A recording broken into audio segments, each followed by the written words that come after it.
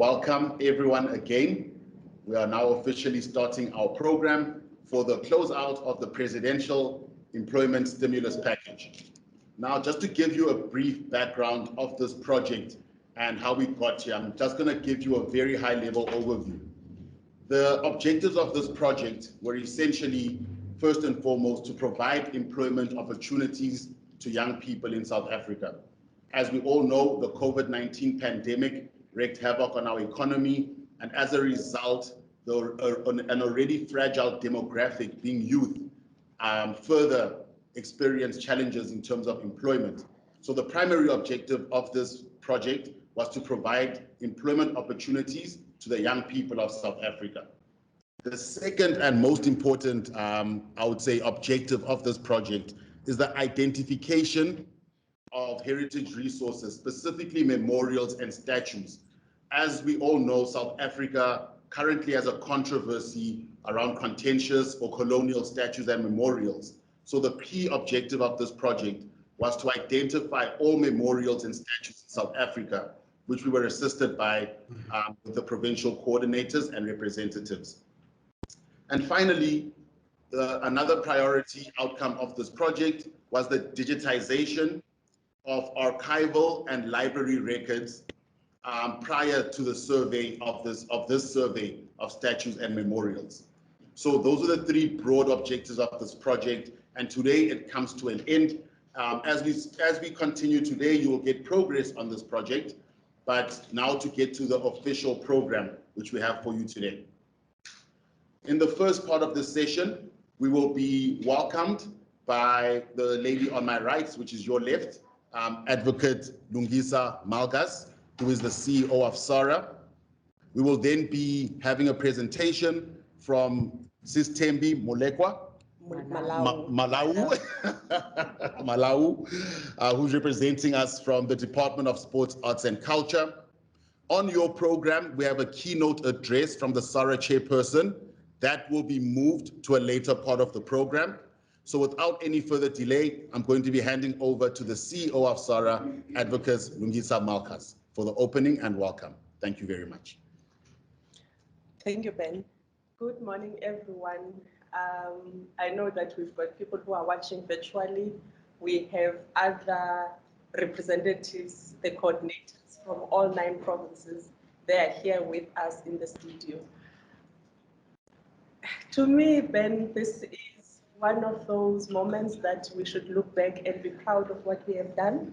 But at the same time, it is the saddest moment and the reality to others that this program is coming to an end, and so what? You see, that's what breaks my heart this morning. I tried to walk around the room and speak to the young people just to get to know them. But, and as I say, this is what breaks my heart. I don't know what more we could do for them. I know that we have tried as SAHRA to absorb some. There were opportunities as they were working in this program, that there were vacancies that we were like, we are not even going to ask for experience or anything, but if they do qualify for the position. So we do have those kind of testimonies that were created by this program. So as I say, guys, we should look at ourselves and be very proud of what we have done in the past 5 months. I know there were some that started in December, and again, Sister, that was a reality check for me. And it makes you really ponder and reflect how blessed you are as an individual to be in a position that you are. And you look at other people that were coming from all over the provinces in December, not knowing anybody in Cape Town. But this opportunity, when it came, they grabbed it. And they were like, it doesn't matter how much it is, but you know, the sense of purpose. Because when we started this program, we said we wanted to give these young ones a sense of purpose. Waking up in the morning, have something to do, knowing where you need to go. You know, it was really what was created by this program. So I'm truly grateful to the president, to the department for giving us the funding to create these jobs for the young ones. And we know, colleagues, that it was really a short time, but I'm sure it has made a difference in your lives one way or the other. And I'm praying to God that there would be another opportunity, and we have your details. We work very well with all the provinces, and I'm grateful to all the HOPs that came to the party, and they embraced these young ones, and they really provided us the support that we needed, giving them space, allowing them to use anything and everything. So I'm truly grateful also to the HODs out there, and the directors and everybody who was really made this program to be a success. And I was also chatting to Sister MB and Didi Jindima in the department. I'm sure he's watching us. And I said, you know what? This PSP program has been muddied with controversy upon controversy, because everybody thinks out there when they read the newspapers or watching TV, it is National Arts Council. And yet, you look at these people in this room, look at them, you know, and this program has run so smoothly, and it's so significant to the country because it talks to the transformation of the heritage landscape. And this is what you guys have done. You should be very proud of yourselves for what you have done. You really have to be proud of yourselves with what you have done, because now you are part of that transformation of this heritage landscape. So there was no drama, there was no corruption in this. You put your heart and souls out there, and I hope even for the future employers out there, you would be dedicated as much as you were when you were working with us. And to me, it's really not a goodbye, it is just the beginning, and I'm gonna pray for you all. Thank you. Thank you very much. Please give a round of applause. Thank you. Very powerful words from the CEO. I think you've all received them. And as she stated, that this is just the beginning. And as this project is only in its inception stage, meaning that this was the very first of its kind, who knows where this is going to go? And from our side, as we will report today, and as everyone else presents, you will see that from SAHRA's side, we have taken this project on 120%, and it is something that hopefully in future we can continue. Now, without delaying any further, I would now like to talk about the project national imperatives, and this will be presented by Sis Tembi Malau from the Department of Sports, Arts and Culture. Over to you, ma'am. Thank you and good morning. Good morning, Chairperson, and good morning to SAHRA colleagues. My name, as Ben has said, is Tembi Malau. I am from the Department of Sport, Arts and Culture in the National Office. I would want to take this opportunity to acknowledge and thank you, Program Director, to also acknowledge the Chairperson of the South African Heritage Resources, Tate Makweyane, to acknowledge the Chairperson of the Heritage Resource Management in the Council of the South African Heritage Resources, and Tate Joseph. I normally call you by the first name, but I think it's very formality today.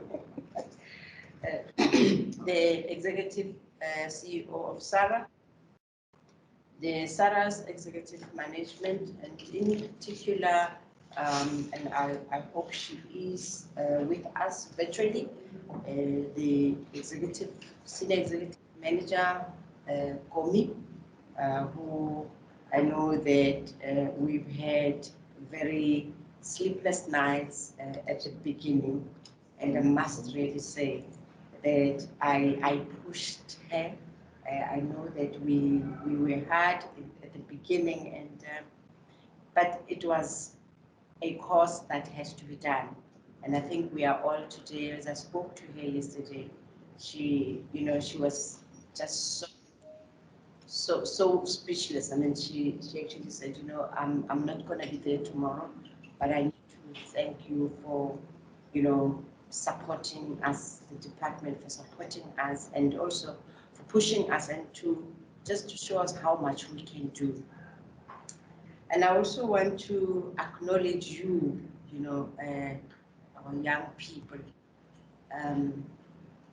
When we made this request to National Treasury,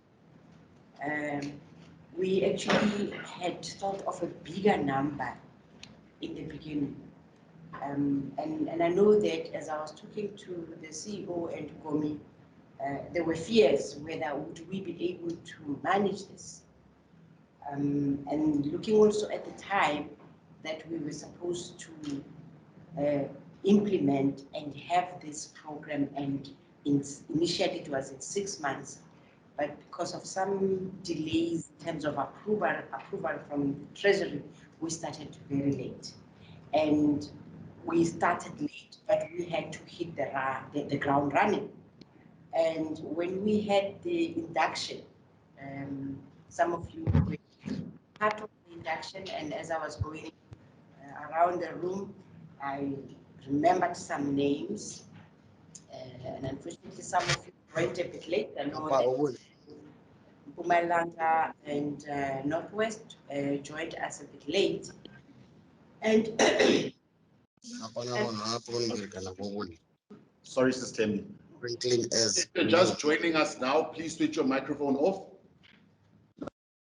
Any guest joining us now, please make sure you keep your microphone off, as it does disturb the speaker. Thank you, Sister Tembi. Please continue. In the beginning, we thought we were going to hire graduates who have completed studies that are related to heritage. But we were so amazed at the intake and the applicants that came in. And I remember the CEO even saying, when we were doing the first phase, we had we were looking for about 20 something, yes, but we had over 1,000. And over 1,000, not necessarily heritage related graduates, but it was just so sad and such a rude awakening, I think, for us of the situation that we are faced with as a country, that we then had to say, we cannot let these young people go just because they are not heritage, their qualifications are not what we were looking for. And that is why I remember when we had the induction, as I was engaging you, some of you did not even know what heritage is. But you are eager to learn, and I'm happy that you did. The CEO has just mentioned that the program that you were involved in is very significant. Indeed, it is. And I think what I'm happy about this program is that as you now walk around your town, whether you are from Mpumalanga or KZN, you now identify these statues. You no longer see them as a space for you to hang out, but they talk to you.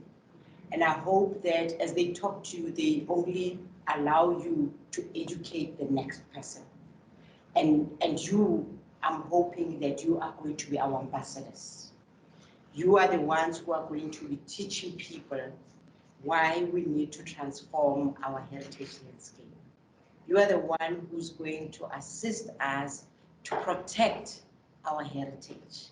You are the one who's going to be saying to your friends and to your relatives and to your cousins, as they, I know that there's a statue in the Eastern Cape, it's next to a school, and the kids, they bunk school there. They usually run away from class and they go and just sit over there.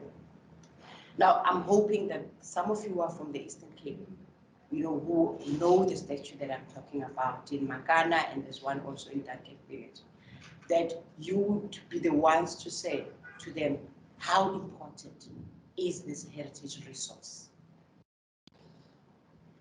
And, as we, Chairperson and chairperson of the HRM, I need to share this with you that, you know, every week we have our entities who are implementing this presidential employment stimulus package reporting to the department on how they are implementing the program. And I must say that this particular program has received such positive accolades, not only from the department, because, and not from me, Chair, because I can't give myself accolades, but from, you know, from the DG, from the DDG, from everybody who has been part of the program, but more important, from the presidency. We've had colleagues from the presidency even wanting names of some of our young people to interview them. And I think, CEO, you may have to share with the council the report that comes from the presidency on how the PSP has performed. Particularly, obviously, there are a number of other entities, but I think it's important that council realizes how SAHRA has performed in terms of assisting government to, as a means of intervention on creating employment and creating a livelihood, but also making a difference in the lives of not only the young people, because we all know that your salaries were not yours only, but they were your salaries for you to even look after your families. And I think just that is a token that I think all of you will always remember that, you know, I am not from heritage, from the sector, but the sector gave me an opportunity to learn, and also gave me an opportunity to get an experience over 5 months. And also, for some of you who flew for the first time, you know, the sector gave you an opportunity to come and see Cape Town, you know. On a lighter note, when I was talking to Gomi, and Gomi was worried, you know, because of financial constraints, obviously, I can understand, and also COVID, that no, sister, let's have this thing virtual. And I said, no, we cannot have this. Okay, we can't bring all the 255 young people to Cape Town, 65 to Cape Town, but let us bring their coordinators so that when their coordinators go back, they have those certificates, but also they have memories to share and say, you know, we've actually seen all the other coordinators. And I think as you meet today, make friends, you know, take each other's contact details, keep in touch. As CEO said, this is just the beginning. And I think that's what I'm also going to be saying to you, that this is just the beginning. And I'm hoping that you're going to fly out there and you're going to represent us, whether you are going into the banking sector, whichever sector you are going to. I'm hoping that you will represent South African Heritage Resources and the Department of Sport, Arts and Culture. Thank you so much. Thank you very, very much, Sis Temi, for those words. I think if anything that was important that you said stuck out to me the most is that most of these individuals who joined us do not come from the heritage sector. And I think that's quite important because it emphasizes something that I truly believe, which is that heritage is a multidisciplinary field. So to all the young people who joined us in this project, it just shows that whether you come from marketing, archaeology, architecture, engineering, etc., there is a space for you within the heritage sector because we require all skills, not just skills related to heritage. And for those of you who did apply, I think you did find that out firsthand, that whatever you had learned in whichever field can be applicable to this multidisciplinary field, which is called heritage management. So thank you very much, Sis Tembi. We will now be moving on to the keynote address from the SAHRA chairperson. Mr. Makwenyana just joined us now, and he will be giving us the keynote address, which I'm very excited to hear, as I'm sure most of you are as well. So without, again, any further delay, I'll be handing over to the SAHRA chairperson. Thank you very much. Thank you, Program Director.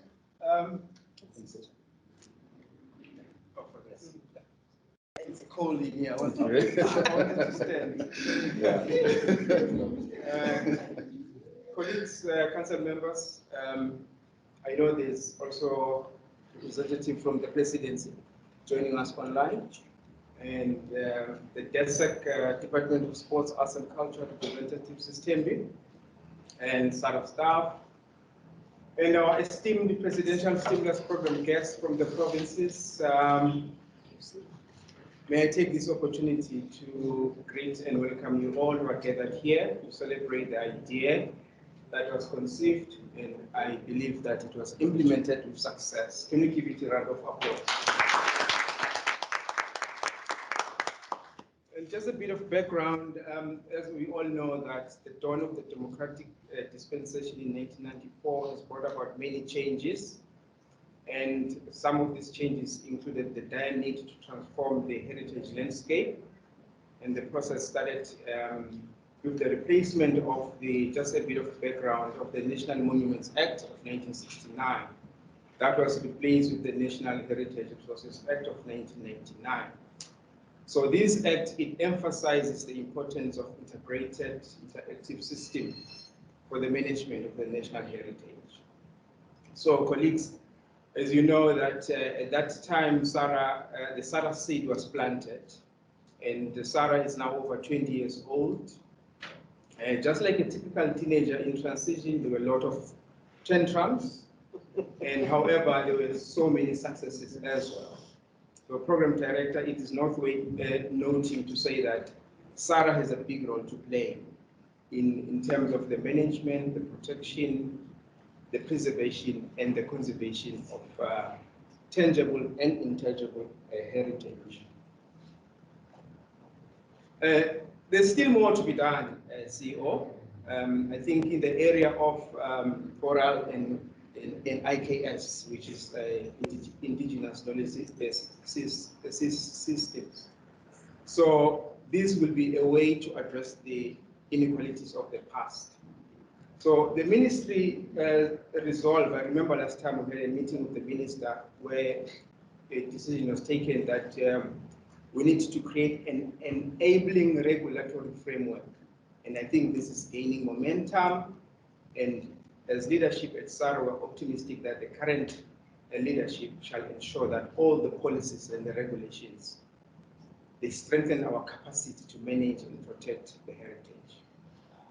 So in line with the national development plans, as well as the 2020 SONA pronouncement of imagining the new city, the country resolved to position itself as a facilitator of the process that reconfigures, reinterprets, and reappropriate the heritage landscape towards the social cohesion and social benefit ends. So to this day, in mind, the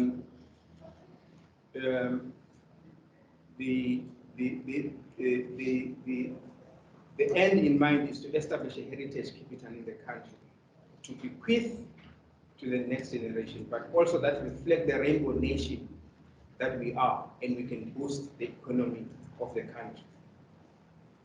So this process started last year when the president announced the various presidential public stimulus programs, and the SAHRA, just like all other entities, were tasked to implement the national audit of the statues, of the memorials, the monuments. And we welcomed the challenge, and we understood that it was going to be possible if we make use of the three-tier system, which involves all the other level of government, the provinces and the local authorities. So it is my considered view that it was through this partnership that we had with all these other stakeholders that we managed to achieve what we've achieved today, and what we're celebrating now. So as a transforming country, albeit with the baggage of both colonial and the apartheid legacy, the state is striving to cultivate an environment that is inclusive and socially just. So the transformation of the social settings, it assumes a very collective ownership and management of space, which is founded on a permanent and also a temporary participation of the interested and affected parties. with their multiple, varied, and even contradictory political interests, which I think we're all aware of that.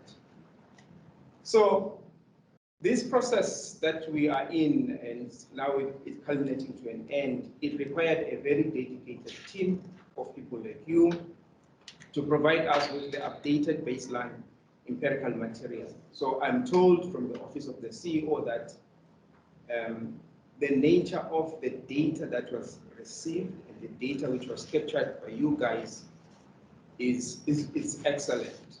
So this information will inform the reconfiguration process. So we are indebted to work with, to your work ethic, and effectively we reward you with the certificate as a testimony of the confidence we have on you. So we have observed with pleasure innovative abilities to take the leadership of the process with ease, and your flexibility and your agility. I think we have noted that you guys were very agile. I mean, considering the fact that you're working under very difficult circumstances of the COVID. So work ethic is very much commendable. And your ability to connect with ease to both the cognitive and emotional demands of the project, and you manage to navigate through the COVID-19, it also attests to your emotional maturity and your stability and your resilience. So as you are ending your contract with us today, I'm sure you'll agree with me that this project has triggered and also presented some entrepreneurial scope with infinite opportunities, as system is said. So you must understand that heritage is very attractive and is an accessible economic idea that could be implemented to create a business. You can even earn a maximum profit on heritage. It can lead you to further growth. So what I want to say to you is that don't wait for employment, go back and create employment. And we know that as I come to the end, automation and digitalization, it has radically reduced the need for labor. And this will continue to happen in the future. So if you look at the accelerating computing power and the interconnectivity, interconnection that's happening now in our days, it's becoming even much harder to say what's going to happen tomorrow. We don't know what's going to happen next. Who knows what, if you look at the increase in connected human intelligence, as well as the artificial intelligence, we don't know what this thing is going to bring tomorrow. And you can see that the scale is tipped towards artificial intelligence. So it is my advice that be the best that you can be, and there will always be a place for you. When tough time comes, for sure they will come. Please embrace them as an opportunity to learn and to grow. Those who read, they will know that it's been said before that change is inevitable. What is not inevitable is our response to change, the way we respond to it. It's why we thought that Charles Darwin, those who read about Charles Darwin, said that the fittest will survive. Actually, he said those who are most responsive to change are the ones that will survive. So I say to you that those who lead change, people like you, will do more than survive, but those are the ones that will thrive. So the evidence of dramatic change is happening everywhere around us, and the speed is so exponential. So what I'm going to say to you as I close is that the wisest person in the room is the room itself. Don't just use your brain, use all the brains you can borrow. The most intelligent people are the most socially intelligent. They are the ones who are able to leverage the intelligence of their network. With these words, CEO, Sistembi, I would like to say thank you very much for indulging me, and thank you for the opportunity that you have given me. Thank you very much. Thank you. Thank you very much, SAHRA Chairperson. I think what stuck out to me the most of what you said, which was quite a bit, and there was a lot of substance in there, was that none of this would be possible without our partners. And as we move forward as an organization, we realize that we cannot achieve anything without strategic relationships with our provincial authorities, as well as our officials in the national department. I think that is quite important. And secondly, as again the chairperson has said, that whoever adapts to their circumstances is the one who will thrive in society. When opportunities such as these present themselves, you have to take them on board. And I commend all of you for taking such an opportunity on board. Now, speaking of these partners that made this possible, I think the most important one is the presidency themselves, as this project literally starts with them. And I will now be introducing Lerato from the Office of the President, who will be then presenting to us today as well. Over to you, Lerato. She will be joining us online. Yes. Good morning, everybody. I hope you can hear me and see me. Okay. Great. We just wanted to give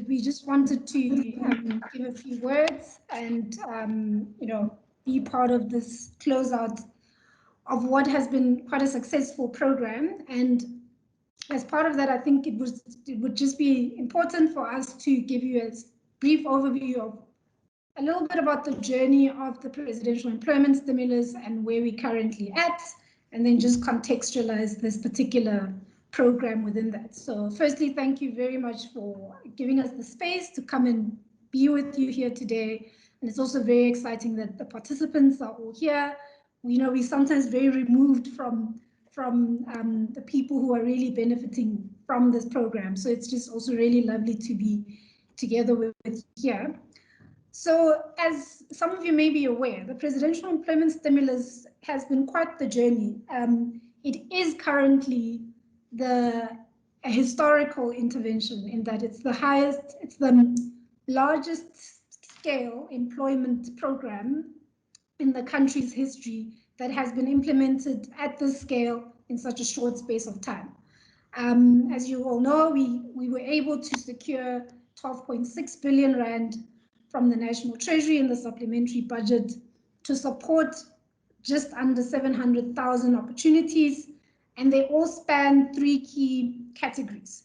So the stimulus is not just supporting direct job creation, which was the case in this particular program that we are here meeting about today, but it also has provided support to livelihoods, and as well as really making sure that we are protecting jobs that were at high risk, especially as we were emerging out of that hard lockdown in the second quarter of last year.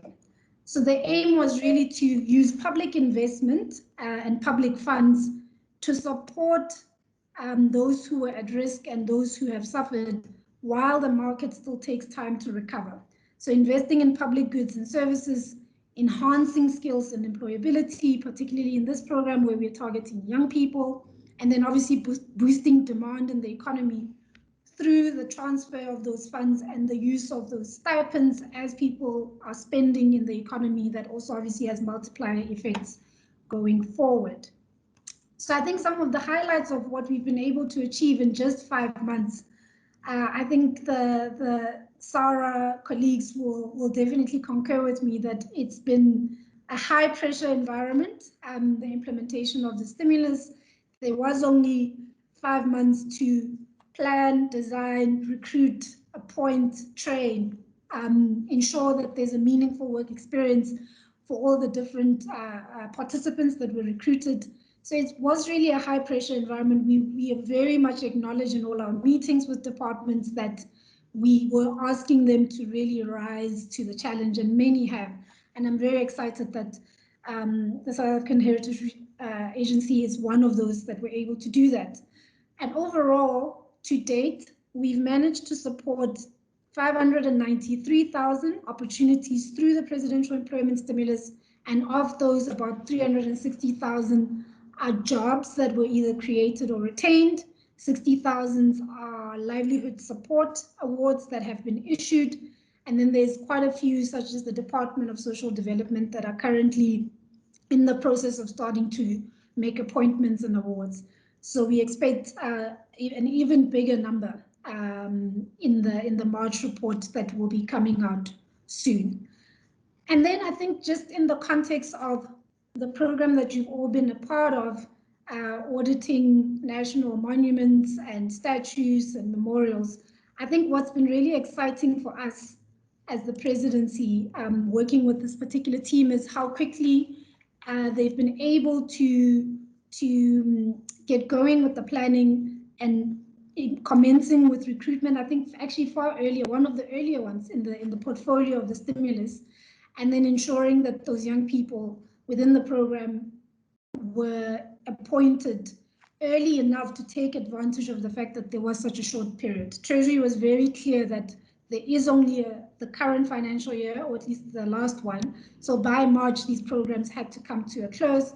So it was very encouraging and exciting that quite a majority of the participants in this room were able to begin work early on. And both from youth employability, meaningful work experience, but as well as public value creation, I think this program has been able to check all of those three boxes, which is really some of the core aims and objectives of the stimulus. It's not just to create jobs and just have people earning a stipend as part of the injection, of course, of a stimulus into the economy, but it is really important that the young people, especially that are employed through this process, can actually leave with work experience that has encouraged them to continue to pathway into the labor market, that they have tangible skills that they were able to develop, and that they really feel that they were able to contribute meaningfully to the economy, which is one of the issues that form part of the youth unemployment challenge within the country. And then over and above that, there's obviously a public goods and public services component to this. And I think what SAHRA was really good at doing in all of our monthly updates is ensuring that we keep up to date with what are the outputs, the actual physical outputs, how many sites have been visited, what has already been audited, and there's been a consistent, clear delivery against those public goods and services within this particular program. It has supported, I think, overall just over 260 participants, and the next phase of this, as you all may know, is that the presidency, the PMO in the presidency, is not just coordinating the presidential employment stimulus, but we also the key lead coordinators of the presidential youth employment intervention. And particularly for this cohort, given that you are majority of you are young people, we have asked that the colleagues at SAHRA to invite you to join the Pathway Management Network, which is a core component of the youth intervention that seeks to continue to support you as you exit out of this program and link you to other opportunities for either learning or earning, but also provide you with work seeker support. And you can join the network through the sayouth.mobi site, which the president, you would have heard in all of his speeches, consistently refer to. We have shared the link, and as Tembi, I'm sure will be making sure you all get access to that. So I truly encourage you to please join the network so we can continue to support you in a whole host of different ways and meet you exactly where you're at. The Pathway Management Network is really working to stimulate demand in various sectors and aggregate all those opportunities into the different platforms, particularly on SA Youth, so that you're able to, to access other pathways as you leave this. And we don't want you to leave this program and not have any, any next steps that are around your career development. So I really encourage you to do that. As part of linking you into other pathways within the labor market. But I want to congratulate everyone that is here. I hope the experience has actually benefited you in the ways that we had envisioned when we were working together with all the departments, and particularly this one on the design. And we are currently in phase 2 of the stimulus. We are in a lot of meetings at the moment with Treasury, trying to evaluate all the proposals that have been submitted by departments to access 11 billion rand that has been allocated. This program has also submitted a proposal to continue, and following the decisions from National Treasury about what gets supported, you'll also have a sense whether or not this will continue to be an opportunity that you can access. But nonetheless, please stay connected with this program through, or with us at least as the presidency through the PYEI, so we can really continue to support you and walk this journey with you. So thank you, everybody, and thank you very much to the SAHRA colleagues. Your efforts and your commitment to this process has really been commendable, and we've certainly enjoyed working with you, and we look forward to continued partnership beyond this program. Thanks, everybody.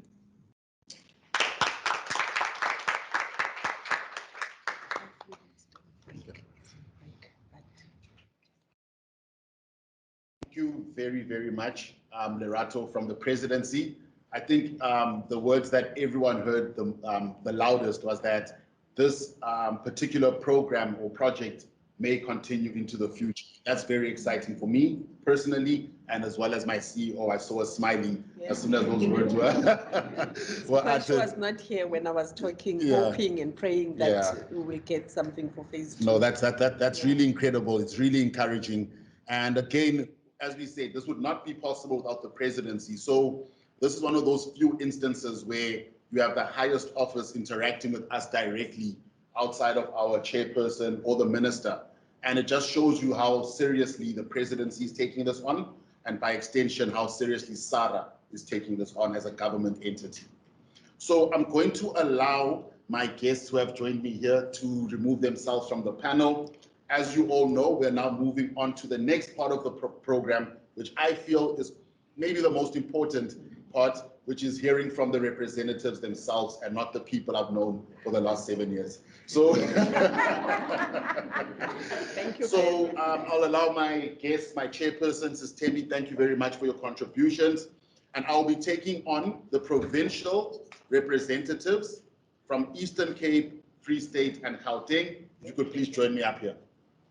And if you want to take this opportunity to go to the bathroom, get some tea, please do so now, while I am joined by my colleagues from Eastern Cape, Free State, and Gauteng.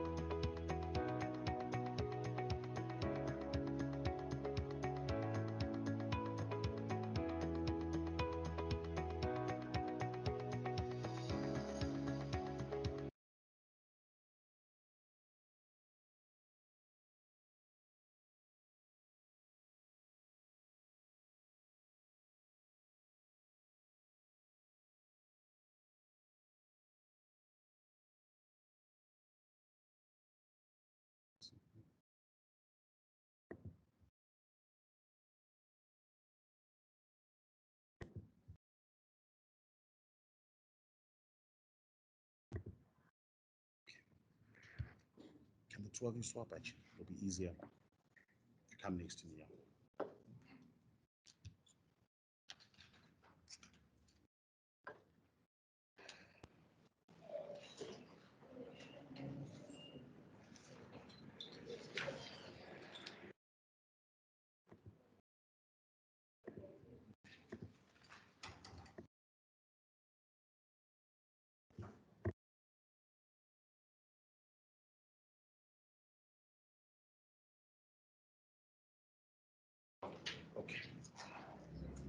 Okay. Welcome back and thank you for your patience. We were just sorting out the presentations. As mentioned, we will now be moving on to presentations from the specific provinces and their representatives who worked on this project. They will also be introducing their provincial representatives who may be online, but if they are not online, they will then be introduced. We have our certificate ceremony. So without any further delay, I would now like to introduce our representative from the Eastern Cape. You can take it away. Thank you. Greetings to the House at large. I greet the SAHRA CEO, the DISRAC representative, the presidency representative, and the SAHRA chairperson. My name is Sisonke Mdoda. I am from the Eastern Cape. I started on this project as a field worker or surveyor, if you want to say so. And then later I became the Eastern Cape administrator. It has not been easy, but it was worth our while.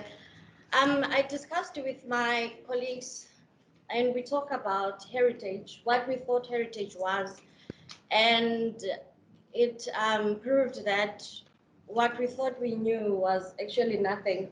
Because when we thought of heritage, we thought of Heritage Day where we wear our traditional attires and beads, and that was it. So SAHRA introduced us to a broad point of view of what heritage is. The closeout report that we have compiled focuses more on introducing SAHRA records to heritage, its contents and importance. On my point of view, SAHRA has managed to equip and expose its workers to heritage. Although our main focus in this project was on statues, obelisk, columns, etc., etc., but we have learned that heritage is not limited to this. So I have examples of this. If I can just get the next slide. Let's start by introducing what heritage is. Heritage is the legacy of cultural resources and intangible attributes of a group or society that is inherited from the past generations. But not all legacies of past generations are heritage. Rather, heritage is a product of selection by the society.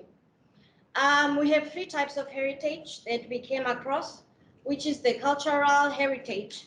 Cultural heritage includes tangible culture such as buildings, monuments, landscape, books, work of arts, and artifacts.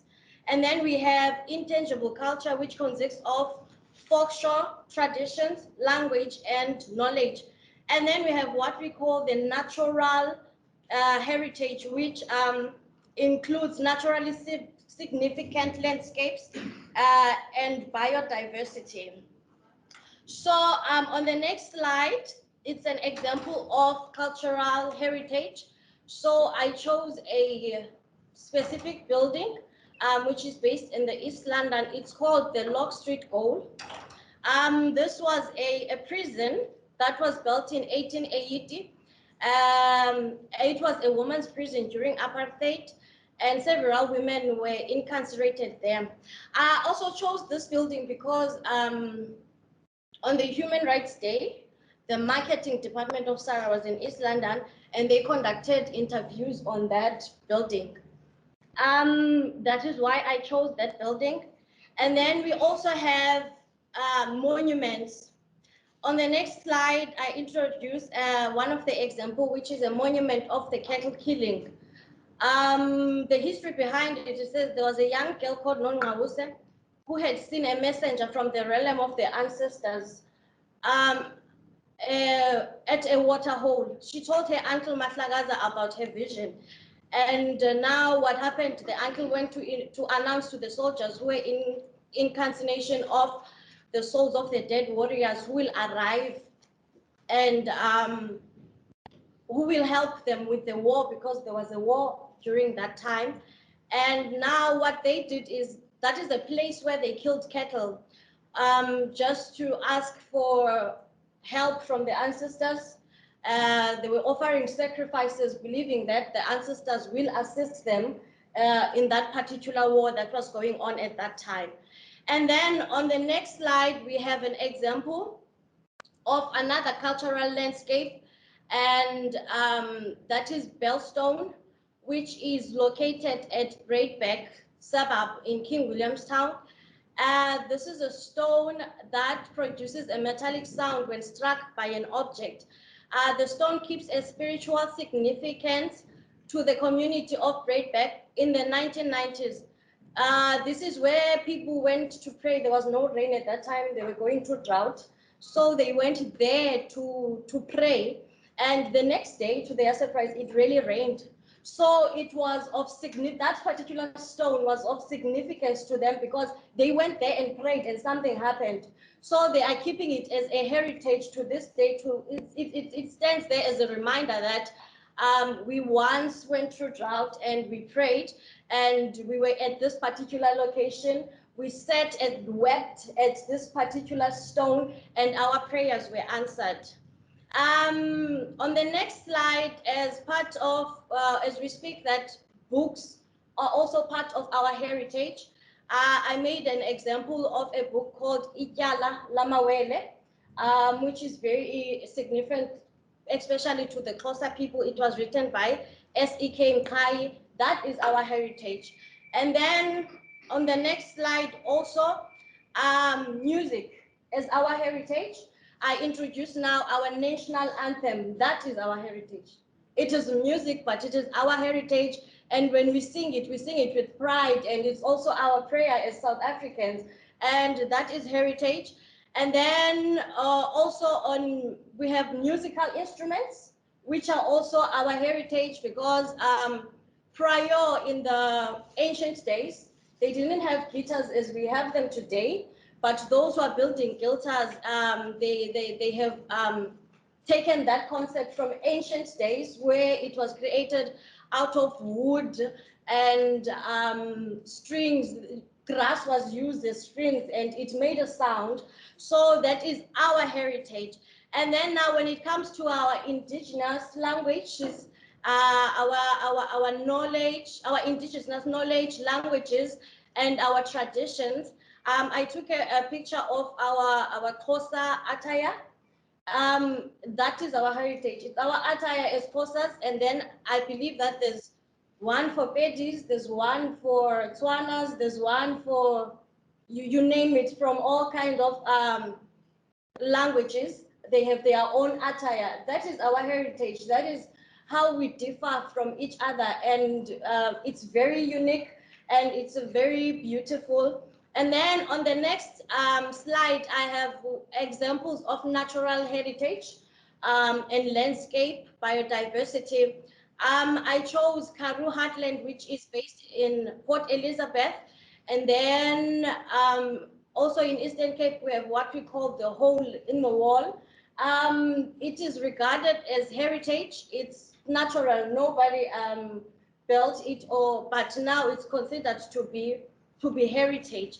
Now, coming to our experiences and interactions with stakeholders, even though we were all working on the same project with the same mandate and goal, our experiences differed from district to district. In other district, field workers were received well and got all the assistance and support they needed, while others were left to fend for themselves. For an example, in East London, where I was based, there was little support from the district, and we had to go out and research the information that we needed. and make our own execution plan. How are we going to do this? When are we going to do this? That was what our experience is, but as time went on, they stepped in to assist us there and there.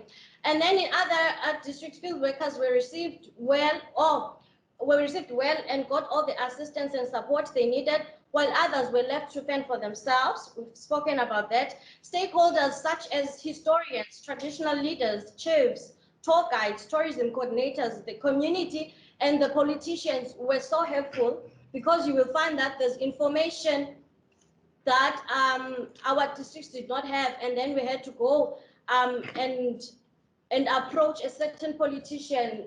If we are to talk about Steve Biko, you find that, okay, Steve Biko, a chief cannot explain much about Steve Biko, although he knows Steve Biko, but now you need to go to a politician who will tell you what happened in this year and where did it happen. So we also needed tour guides, for we did not know the locations exactly of some of the heritage sites where they were located. So we needed tour guides to just guide us through that and tell us where what is located.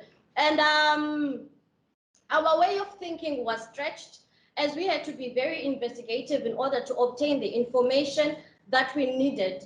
It was not served on us on a silver platter.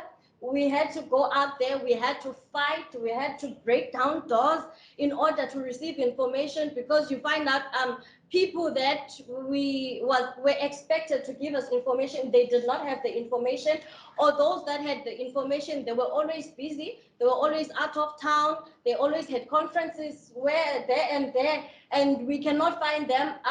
So in our district, we made sure we communicated, and we made sure that we are there, we are banging on somebody's door. If he's in a meeting, we will wait. If he has another meeting after that, we will wait, and we will even offer to accompany you. I'll just go with you, sir, to your meeting. I'll just do a sit-in. I will not disturb you. I will not say anything until they actually give us the information that we needed. And now what also happened is that in some districts, they were understaffed. And therefore, the field workers had to be hands-on with our project that we're working on, which is SAHRA, and also be hands-on and assist with their projects. Because in some districts, I will make an example with the district that I am in. They had their own project in their calendar that they had planned. And now that they are understaffed, they said, okay, if you want to go to the field today, let's start to our event. We have an event. We need people to help us with the chairs. We need people to help us with what. And we went there and we were doing it because we're dedicated. We wanted this project to be a success. So on the next slide, I'm going to talk about the challenges that we faced. As the Eastern Cape, what was a huge setback? Our coordinator then were vanished into the thin air. Boom. Here we are, we want to go to the field and start working, and we have no coordinator. We try calling him, he cannot be found.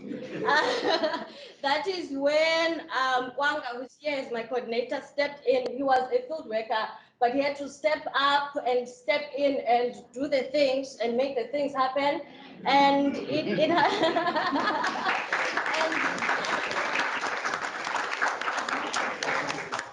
and they did happen. Another challenge that we have was transportation of field workers. This was a big issue. This was a big issue.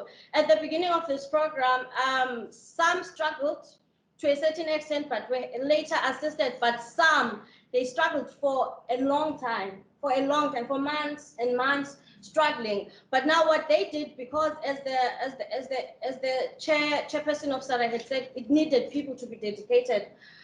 They traveled, they walked long distances just to go and audit sites. You know, I was a field worker also, then I walked and I was like, listen, fitness is a thing, because I would get to the site and I'm exhausted. I'm like, I remember the first one I went to do, it was of a Dr. Khubusana in East London. When I got there, I sat on top of it. I drank my water. I was like, yo, because we had no transportation, but we wanted to do this. We were eager to do this. So we went there, and when we got there, we were practicing Kobone at home. And then when we got there, we found out Kobe has so many questions. And then the son is doing the things. What are we going to do? It has like 50 questions. So, but we managed to fiddle with it, and then we made a plan. So what we did with the app that we were using to record, we found out if you take pictures and just record your location, then the rest of the thing you can go and finish it off at the office. Now that's what we did, né? And then later now I became an administrator. What I struggled with is people now, they don't want to submit. Now I have to be after people, and they say, yeah, where now? You started with us, yeah, don't tell us what to do. So that was also a struggle, because now what happens is, because we have found an alternative way to use the app, now people are not submitting the work the way they should. Now you have to run after them and say, you must submit this today, or start threatening them. But we managed to put through that. And on other days, because other places were far, we had to Uber. So we'd sit down and then we would plan. It was like, okay, how much is Uber gonna cost us, you know? And how are we going to pay for Uber? And the others would be like, listen, that's not my jurisdiction, you know? And then others will say, we have so much on our plate, we cannot be paying for this, you know? SAHRA must pay. And then when you call SAHRA says, listen, guys, no, do the work. So sometimes one of us had to sacrifice and say, okay, listen, from my pocket, here's money, go to the field. And that was what we did. And on other days, we came together and realized that we can only win when we do this as a team. So we shared, we contributed towards the Uber. And then now what also was a challenge is being denied access to the site by private owners or management of the property. After so much struggles, as I've explained, and then when you get to the site, the private owner is like, nobody's coming in here. This is my property, you know? And then you stand there and then you call Kwanga, and Kwanga says, I'm gonna call Tuli. And then Tuli comes back with another report, and then you find that we have to leave the site without auditing it. One of the examples is when the field workers in the district that I'm in went to a prison. There's a heritage site there. And then they call me and say, listen, the management of the prison says we cannot enter here. We are not allowed to do that. He's sending us back home. And then I say, give me the number of that manager.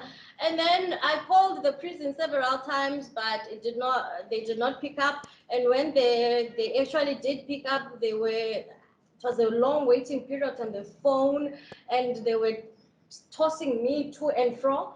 And now the field workers come back to me and say, you know what, we passed by the heritage site at the gate, and you know what, we were actually angry because we needed to go inside and ask for access while we passed the heritage site at the gate. And then they came back angry, but I said, no guys, listen, let's just to be on the safe side, let's just comply.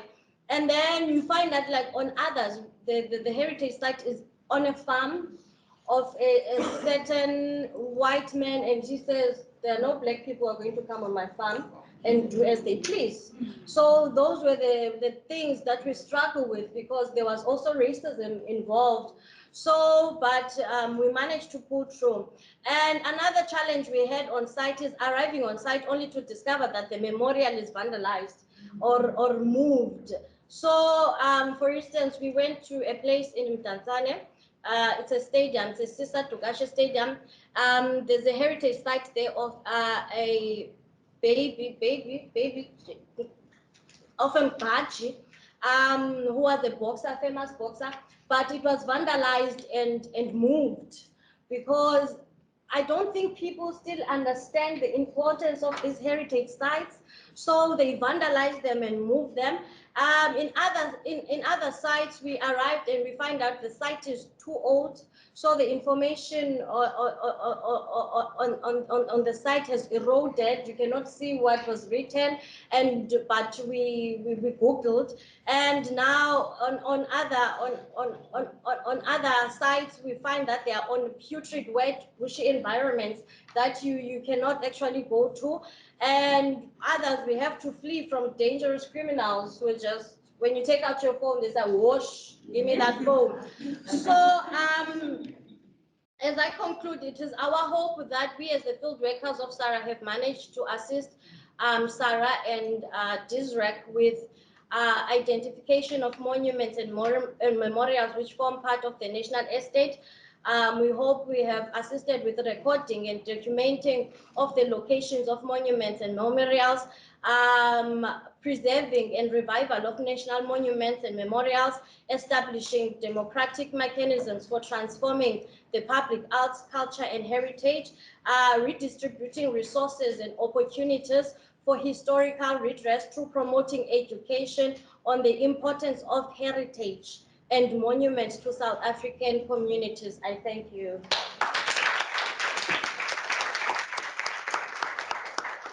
Thank you so much, Sisonke. I think from my side, one, I'm very scared for my job because if the caliber of candidate is such as yourself, then we are in a lot of trouble as SAHRA employees. The second thing I'll say from your presentation is that you've highlighted something important, that heritage requires sacrifice.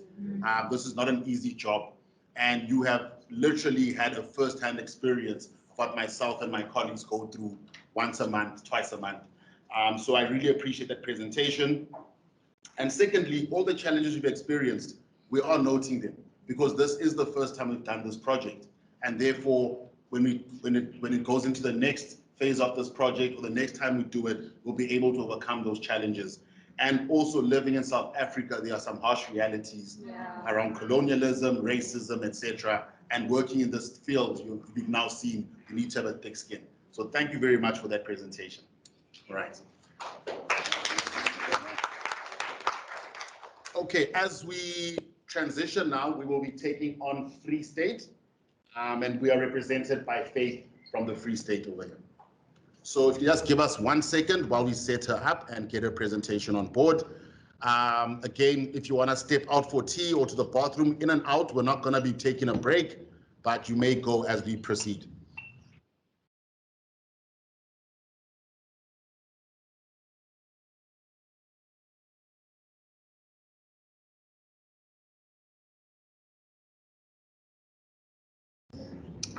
All right, and I am now handing over to Ms. Faith Molloy, who will be presenting on behalf of the Free State. Thank you very much. Good morning, all. Greetings to all that are present. Greetings to SAHRA Chair, the management, colleagues, to all stakeholders present, to the Department of Sports, Arts and Culture, National Office, and Free State Department, and to my fellow coordinators. In June 2020, the Charlotte Maxeke Institute, together with the National Heritage Council, in partnership with the Department of Sports, Arts and Culture, launched the countdown to the year of Charlotte Maxeke to commemorate what would have been her 150th birthday. So this year of 2021 is the official year of Charlotte Maxeke. In my opening, I would like to quote one of her sayings. It reads, "This work is not for yourselves. Kill that spirit of self and do not live above your people, but live with them. If you can rise, bring someone with you. Do away with that fearful animal of jealousy. Kill that spirit and love one another as brothers and sisters." Charlotte Maxeke, thank you.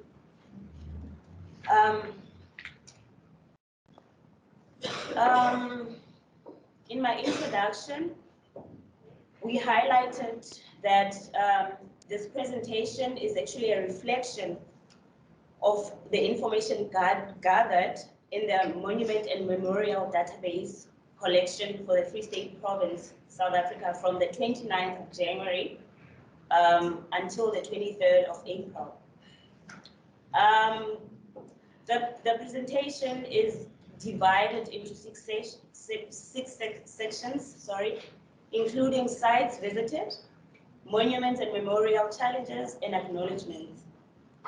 In the province, though the project was delayed, I would like to highlight that it was a huge success, with most of the regions covered within the allocated timeframes of the project. The Department of Sports, Arts and Culture, Free State, the different provincial stakeholders have played a major role in assisting the entire Free State team in accomplishing the objectives of the project and the scope within our province. I would also like to highlight that before I started in the project, I did not know anything about heritage.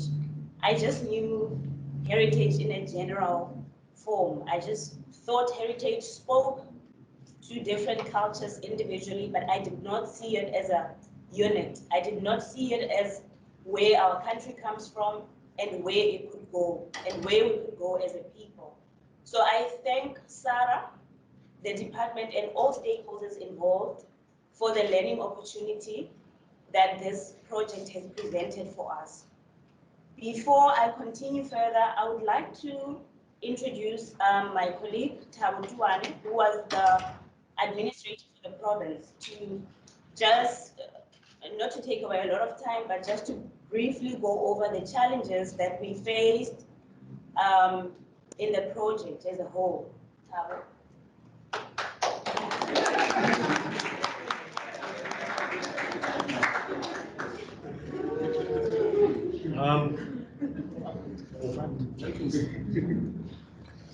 Okay. Yeah. All right. Good morning, everybody. I'll try not to take so much time because what I actually have to say is quite important. We faced a lot of challenges as the Free State, and I think some of you also faced the same problems. I think a proper understanding of the task that we had at hand was given on the 4th of January when we had that general, a presentation of what we had to do. And what it taught me was that not only do we have a big task at hand, but we also have a very big responsibility. And I'd like to highlight that with some of the challenges that we faced. Okay, cool. So what it showed us working on this project was that South Africa's story is not like any other. We are very disadvantaged because we cannot tell the stories that we want to tell. I like the quote that started with Charlotte Matleke because it tells us that we are all brothers and sisters and we all need to hear our stories and we all need to learn our stories. I think we did 250 monuments, memorials. I think we did 250, and I think 90% of that told of a wide story. For me, that was a big challenge, and it was a challenge that I think this project was made specifically to deal with. The key words in that statement is heard and learned. We all need to know and learn each other's story, and we all need to understand each other's history. That's why it was important that we maybe mellow out and balance out the stories that we are learning today.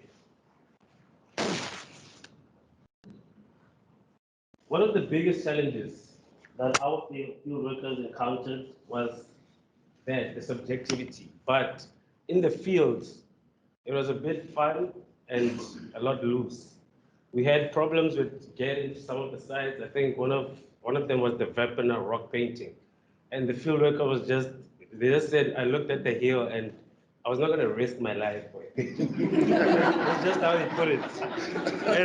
And you can understand because the place is very high and it was a dangerous hike for them to do. So we were not able to record that site. Okay, cool.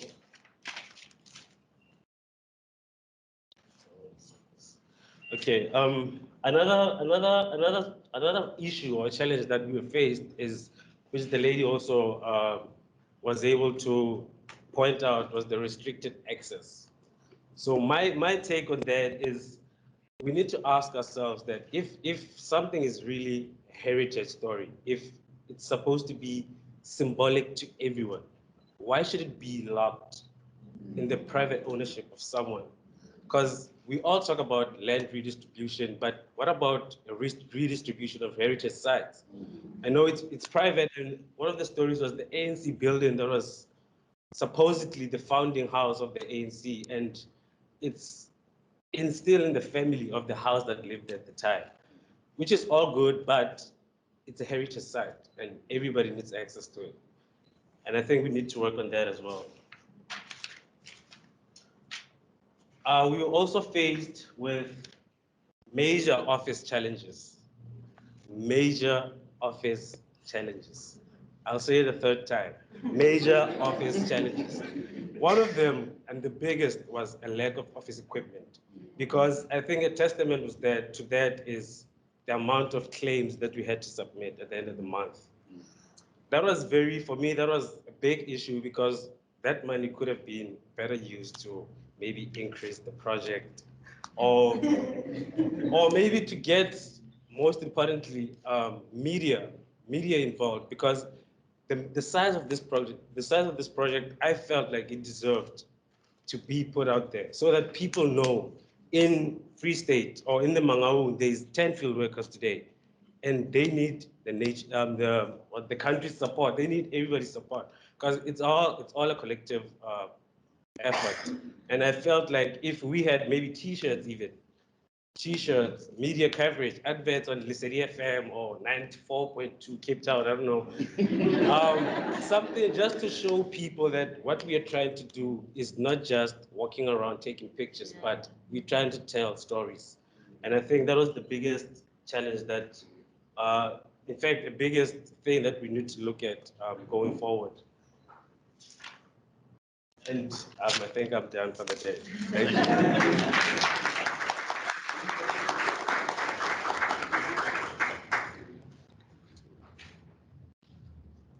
Thank you. Okay, I would like to now highlight the sites that were visited in the province. In the Free State, a total of 246 sites were audited during the period of January 2021 and April 2021. The sites that were covered include a combination of monuments and memorial from the list of from SAHRA as well as from the Free State PRA list. The Free State is divided into 5 main regions, namely Mangaung, the Harib district, Thabo Mofokeng, Lejwe-Leputswa, and the Fezile-Dabi districts. All these districts were covered by respective groups of field workers who each reported back to the project coordinator and administrator for their work on COBO as lined out in the objective of the scope of the presidential stimulus project.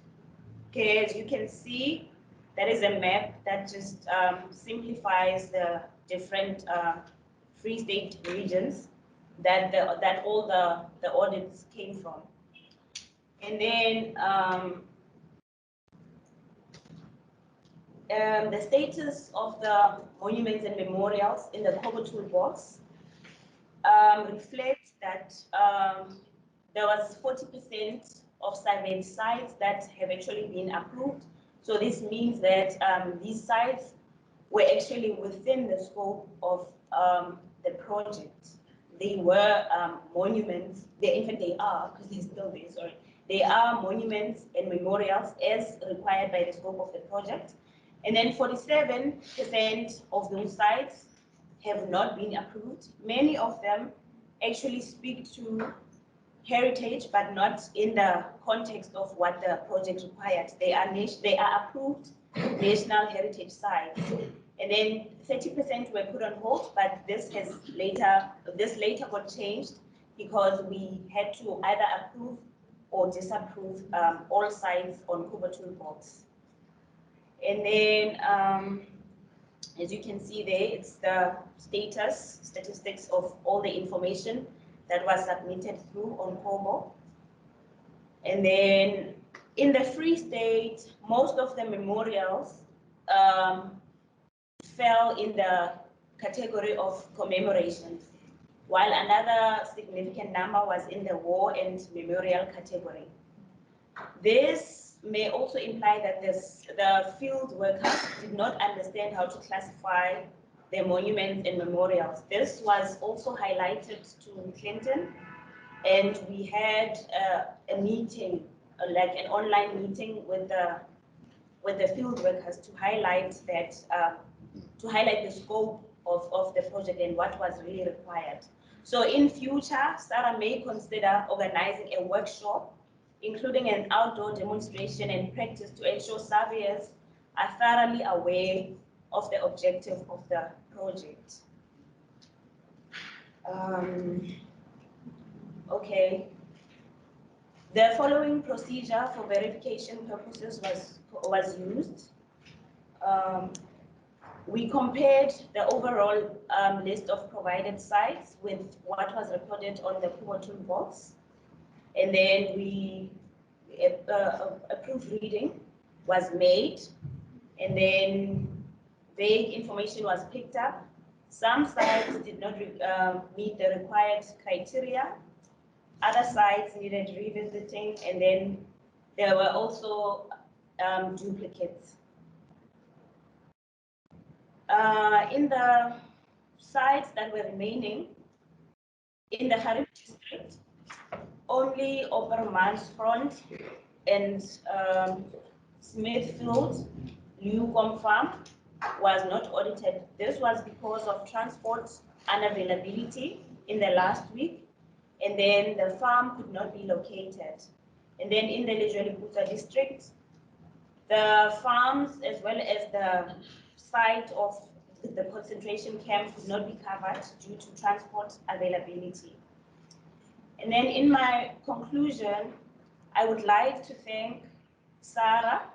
I would like to thank the Department of Sports, Arts and Culture, National as well as the Free State Office. I would like to thank all my colleagues, fellow coordinators. I would like to acknowledge and thank Ms. Ndandombata for mentorship and continued support. Without their involvement, the project would not have been a success. I would also like to thank SAHRA for the opportunity to learn, because as I highlighted before, I did not know anything about heritage before the project. The office that we were allocated in the project by the department was at Neyland. Neyland is on President Grant Street. I used to pass there every day, but I did not know the history that the street held. Today, I will pass there with pride, knowing that I was part of this project, and I know the importance and the beauty of that street. I will appreciate the knowledge and the history that comes from that street as a person that lives in the Free State. Thank you so much to all. Thank you. Thank you so much, Faith and Thabo. Now, what I'm going to stop doing is responding to the challenges you guys experience, because I would imagine that around access, transport, and equipment, all of you would have experienced the same challenges. And that's something that we as SAHRA acknowledge. Also, as a first-time project, these are the teething realities of any new project. So thank you for bringing that to our attention. The second thing is that now I'm very scared for my job, because not only did Faith present the data she got, but she synthesized it and went through the data to put the monuments into categories and types, which I really appreciate. You are really taking it to the next stage, where this project needs to go. And I think Thabo raised some important points, which is that the purpose of this particular audit is that 90% of our heritage is representative of Western and colonial identities, so to speak, all right? And the second question he asked, which is important, is who owns the heritage if it falls within a private space?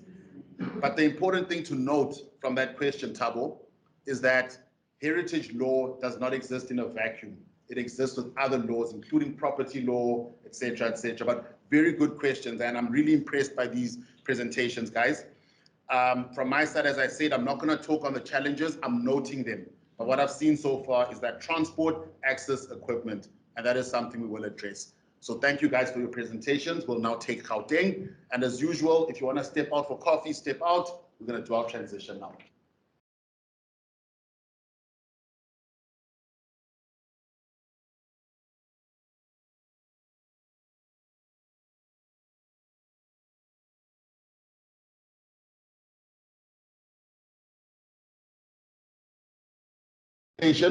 Which is from Gauteng, and it is being presented by Winnie. Thank you. You may proceed, ma'am. Good morning, everyone. First, I would like to pass my greetings to the SAHRA CEO, the presidential representatives, Department of Sports, Arts and Culture, my colleagues, coordinators, field workers, everyone else at home. Hello. So my name is Winnie Senomadi. I'm a coordinator for the Gauteng province. So I wanted to first start off with like a definition for heritage and the types and everything, but my colleague from the Eastern Cape beautifully explained it, so I'm not gonna go into that. So this project, for me, I would like to start off maybe with sharing my experience. In my undergrad, I studied heritage, even in my honors, and now I'm doing my master's in heritage. And to be honest, what you do in the book and what you do in the field, like it's totally different. But what I can link is just that, yes, you do use legislation there. So that was something that I used from all of my learning. But being on the field and applying all of that and into the space, it was very different. And this was a great opportunity for me to learn the experience, just to move away from the theory of heritage into the practicality of heritage. So thank you, Sarah, for this opportunity. And then this task basically was just to give us an opportunity to engage with heritage, but also like contribute in the audit that Sarah was doing of monuments and memorials. So, so I'm going to share my results. So my other coordinator was supposed to do this part, but I can see he's not even back from the bathroom. Maybe he's nervous. I'm also nervous. Yeah, but okay, I will just to save your time, I will just go through the results. So first up, in Gauteng, we have 5 main districts. So we have the city of Tshwane, we have the city of Johannesburg, we have Ekurhuleni, we have Sedibeng, and then we have West Rand. And then under that, there's local municipalities. So with our audit in Gauteng, we managed to audit about 166 sites. So I'm just gonna show you from district to district. So in Sedibeng, we managed to audit about 9 sites under monuments and memorials. In West Rand, we managed to audit 18 sites. In Ekurhuleni, we managed to audit 15 sites. In the city of Johannesburg, we managed to audit 49 sites. And then in the city of Tshwane, sorry, that was where most of our sites were, which we managed to audit about 75 sites there. So overall, it was 166 sites. As we know, Gauteng is a very small province, so that's why our sites are more, maybe less than the others. And then Sarah provided us with a list before of the sites that they audited. I think Clinton said it was in 2002 when they did the last audit. So we had 58 sites from Sarah, and then we managed to record 54 sites from that list that Sarah provided us. And then from the 58, 4 of them were not found because they were demolished or they were moved and all of that. And then overall, on our own, based on all the sacrifices and the hard work of the field workers, we managed to find new and unknown sites, which were 112 that we recorded more. So we really did our best. So I would just like to say thank you to the field workers and everyone else who helped us. And I'm going to move on to the challenges now. So I'm going to add to your list, sorry. Yes. So just like everyone, like field work is very complex, it's very frustrating, it needs sacrifice, it needs you to have a great work ethic to be able to pull through. And then so the challenges that I'm going to highlight here is more from the field workers. They shared their challenges, and I decided to say, you know what, the coordinators, we all have similar challenges. So let me just now highlight on what the field workers were experiencing on the field. Okay, so they were telling me that they were exposed with long hours and exposure to unfavorable local conditions. And basically they had challenges with access as well, just like everyone was highlighting. And one of the field workers says that I learned that it is a, okay, sorry, I'm just gonna read here. I learned that it is a privately owned and the local municipality doesn't have anything to do with it. She was talking about the Vertical monument that she went to. So in turn, it is difficult to access as the gates were always locked and it looks like it was abandoned, even though it's like a private owned property, but at the same time, it's not well taken care of and all of that, only to find that this property was very rich with history and culture. And it took them about 3 attempts to get access to the site. Zimasa can also attest to this. We had a lot of challenges trying to get access to the site. And then another challenge is that statues were being moved around for exhibitions. So there is another statue, the other monuments that we did was the Long Walk to Freedom. It was an exhibition that was moving around. It first started in Groenkloof Nature Reserve, and then it moved to Maropeng. So in the internet, they would show you, okay, this exhibition is here, but then you go there, it's not there, and then you go to Maropeng, it's not there. It's just been moving around. So we just let it go, that one.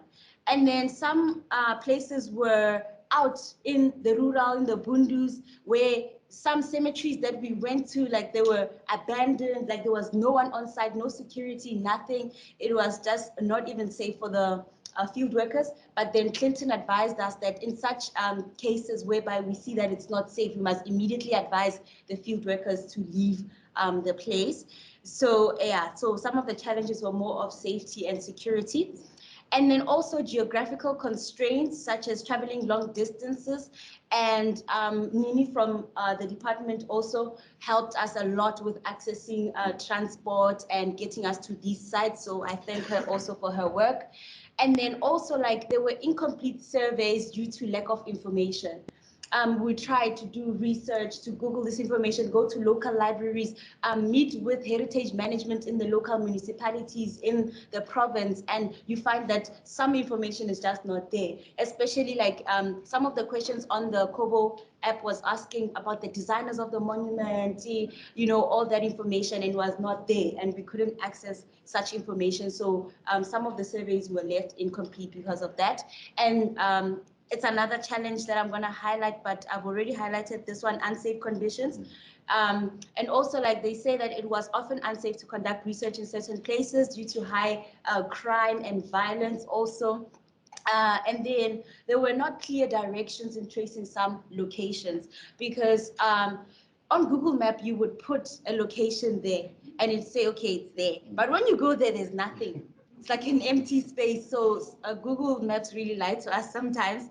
And then there was also like miscommunication sometimes among the pairs and also among the coordinators with the field workers. So, but as we started working with the first month and the second month and the third month, we started getting used to each other and being able to coordinate everything and facilitate the trips and everything. So it was all a learning curve for all of us.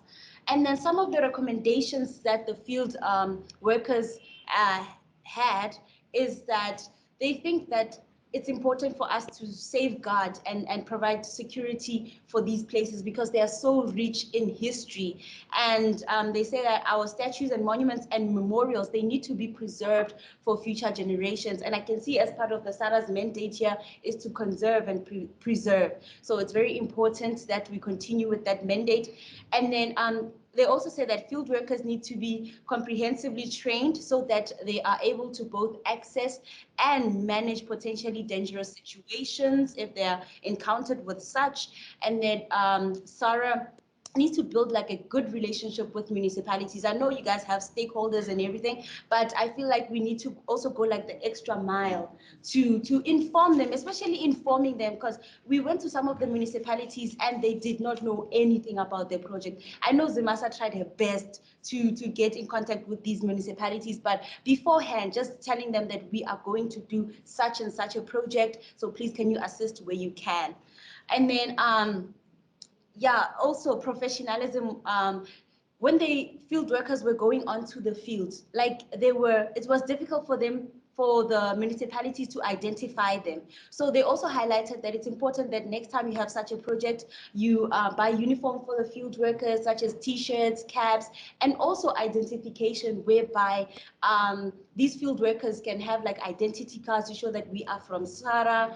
And I know that we were provided with like a letter to say that permission to the site, but some of these municipalities, they were disregarding the letter. They wanted an email, they wanted a call, they wanted uniforms, they wanted more of like, yeah, identification that is linked to SAHRA, and they see that we are not just civilians from the street, but we are working on this important project.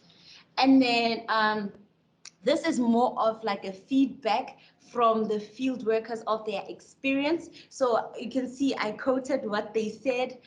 Some of the field workers were saying that they learned a lot from this project and now they understand heritage better. So just like the previous speakers have highlighted, that some of the field workers are not or from the heritage field. So now they're from maybe the auditing field or from banking or from law or wherever they are from. They managed to engage with heritage, understand heritage better. And the other one said, I got to explore beautiful sites and be in touch with heritage. And I'm happy that I contributed to this project and gained knowledge. And Brenda and Gosinati is also one of our field workers, and they were saying that this project was very educational, it was informative, it was entertaining, and she said that I didn't know that the West Rand had so much history regarding the Anglo-Boer and the Voortrekkers history. I believe there's so much more to find, to research, to record when it comes to statues, monuments, and memorials in the Krugersdorp district. And then also Pilile and Nomfundo, also our field workers, they were saying that being a field worker meant that you work outside the office, you travel outside of your district at different locations, and research is the most important part of everything. Before you going on the site, you research. When you get to the site, you research. When you go back home, you add more research before you submit your work to ensure that you submit the right things. And then they were saying that some sites were easy to find than others, and then some were safer than others. And but overall, their work has been fun and adventurous, and learning more about historical sites and monuments, and that was a great opportunity for them. And then they say that it gives us a chance to know more about the history and overall the history of South Africa and the heritage. So from all my field workers from Gauteng, they said that we would like to thank SAHRA, the South African Resource Heritage Agency, for giving us the opportunity. And it has been like a great pleasure working for you guys.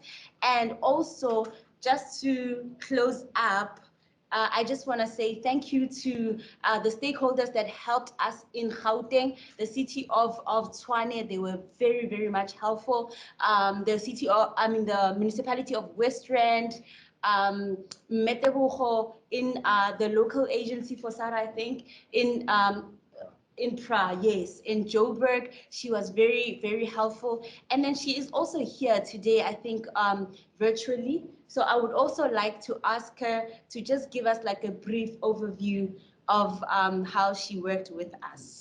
Metebugo. She's a chair as well. Well done. Tebugo, are you with us? Okay. Yes, I am. Oh, welcome. You've been summoned by, I'm not sure, your boss? Yes. I can hear that. Thank you so much, Winnie. That was a beautiful presentation. I don't know if the chairperson of this meeting is allowing me to just briefly just touch on our few experiences that we had with the whole team. Can I carry on, or is it still coming? Yes, you may, ma'am. Please carry on. Thank you so much. Just give me a sec. She took me by surprise there. So the project obviously targeted to employ 25 candidates. However, about 26 candidates benefited from this.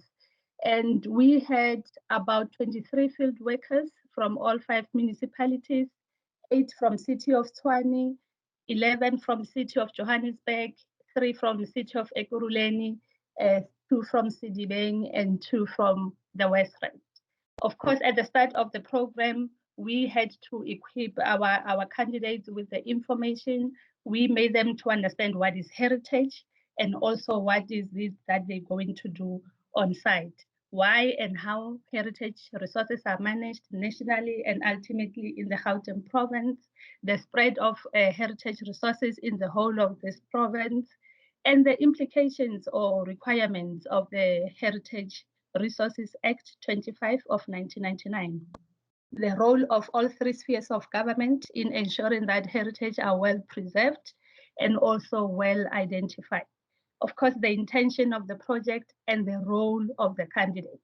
They have already touched on what they did. I'm also not going to give the background on what Heritage Resources says about this whole project. They were very equipped and they got to understand the different types of heritage resources in the province. And of course, their main concentration was mainly on monuments, memorials, and the statues. Are you talking to me? Switch off your mic. Thank you, ma'am. Oh, thank you. Carry on. Thank you so much.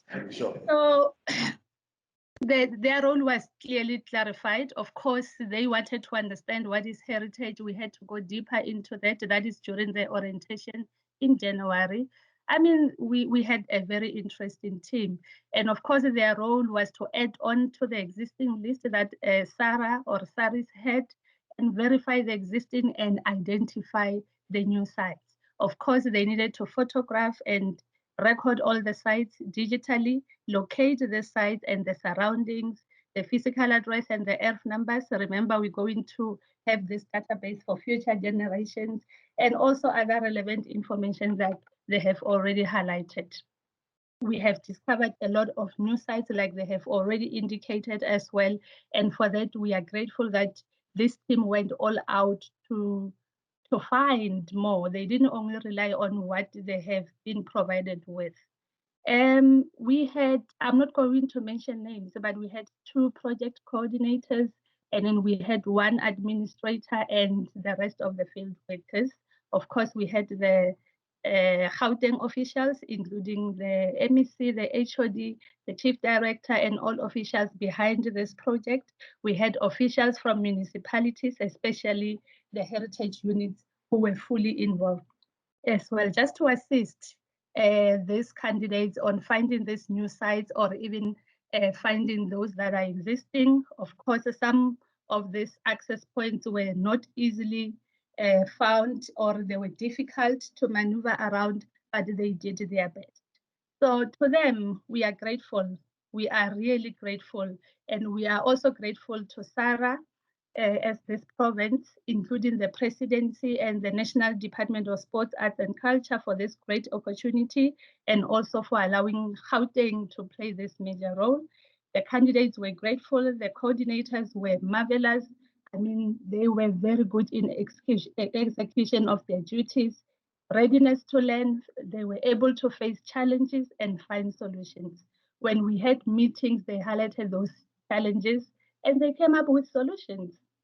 Of course, some of them we needed to intervene where they couldn't get access. We needed to also intervene and speak to the site managers, the municipalities, and also some of our colleagues in the provinces. But in all, the energy and eagerness to be part of the system in conserving our national heritage treasures and excelling in identifying the new Gauteng monuments and verifying this existing heritage resources. It was extremely wonderful. It is never easy to say goodbye, but this is just the beginning. We wish them all the best with future endeavors. And of course, we gave all our support. We tried all our best. We made ourselves available. We gave the resources. We gave them the spaces for them to work. We had the project administrator permanently or during this project to be based in our offices where he was able to call or connect with the rest of the team. So many meetings were held, update, challenges and solutions were found together as a team. All that we emphasized to them was that remember any tangible heritage resources. This will be the monuments, the memorials, and the statues. All of them have intangible elements to it. Therefore, we need to make sure, like all the stories are told, especially these intangible aspects of these tangible heritage resources. However, we need to conserve both tangible and intangible so that we can tell full stories for the current and future generations. For that, thank you so much. and the team, we are running terribly behind on time. Thank you. So I really apologize, but I'm going to have to just end it there. I'm sure there's a lot more you can say to us, and we are definitely going to be having a meeting with all the provinces following this, where we can get all that feedback from you. Is that okay, ma'am? Thank you. Thank you so much. And thank you so much, Vinny, for that lovely presentation. All right. As I've said, we're running behind on time, so I'm not going to give all my feedback as I've been doing with every other presentation. But just to say that my biggest challenge with this project is the time. I wish you guys had more to do this work. So anyway, another round of applause. And we will now be moving to, is it KZN? All right. Okay, as you transition again, as usual, take the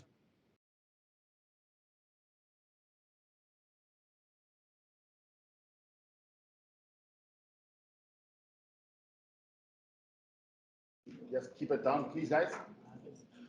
Program Director, the Office of the Presidency, National Department of Sports, Arts and Culture, SAHRA CEO, SAHRA Chairperson, and fellow colleagues, I greet you all. My name is Kelan Sweli. I'm the coordinator of the KZN province. Before I even start with my presentation, I would like to thank Mr. Wanda Kulu from the Department of Arts and Culture Museum Services, who was our contact person. I will also want to thank Dr. Zamuga, who is the CEO of AMAFA, and I will also want to thank Mrs. Bona Zondi, who is the director at the museum service. They made this much more easier for us to roll out the project. I think we were the first province to commence with the work. This was due to them assisting us in terms of transport and rolling out the project itself. So in terms of distributing the cell phones, convening the field workers, and providing us with an office space. So I will thank them very, very much. And I will also thank Mr. Clinton, Jackson, and Tuliswa for always coming through for us whenever we needed anything. As I start, my presentation will be broken down into 6 subheadings.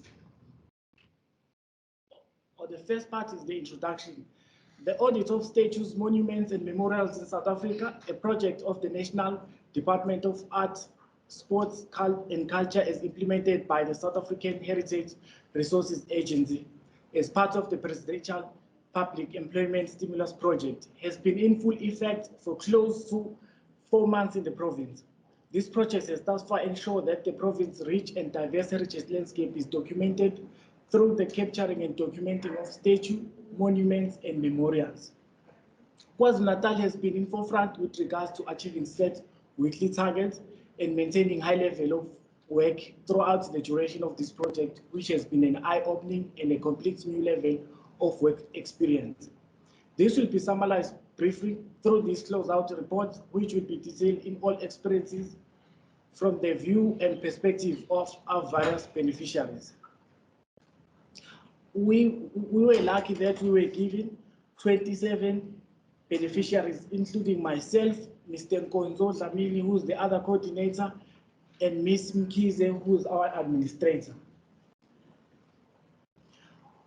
In the province, we have 54 municipalities, which include 10 districts and 1 metro. And that is eThekwini, which is metro, uMgungundlovu, Amajuba, Herigwala, iLembe, uThukela, Ugu, Sisonke, King Cetshwayo, uMzinyathi, and Zululand. Challenges we encountered as a province. We had a problem in terms of accessing certain sites. That includes DUT, which is the Durban University of Technology. There was a site that we needed to audit, but they couldn't get back to us despite our virus attempt to get through to them. Also, it was the similar case with UKZN in PMB. They kept on sending us from pillar to post. We made various attempts there as well. So is Scottville Primary.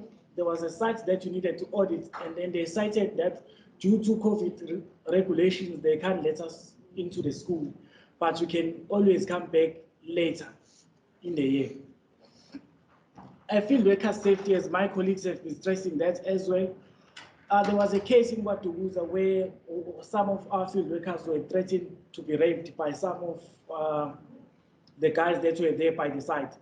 And then we reported that with Mr. Clinton Jackson, and then he advised that we must tell them they must just leave that site immediately, of which we did. And then we convened everyone, and then we stressed the paramount importance of their safety. To say if the site is remotely located, they can just leave it out so that we don't compromise their safety. Inclement weather also played a part. That was evident in Potchefstroom, where in some instances it would rain the entire week, so they couldn't document anything because sometimes pictures will be blurry.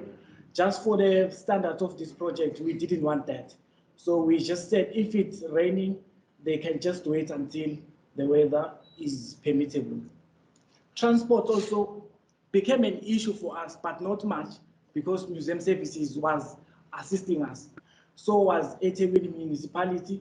They came through for us in Zululand, but there were districts like Amajuba, and which one was Umzinyathi.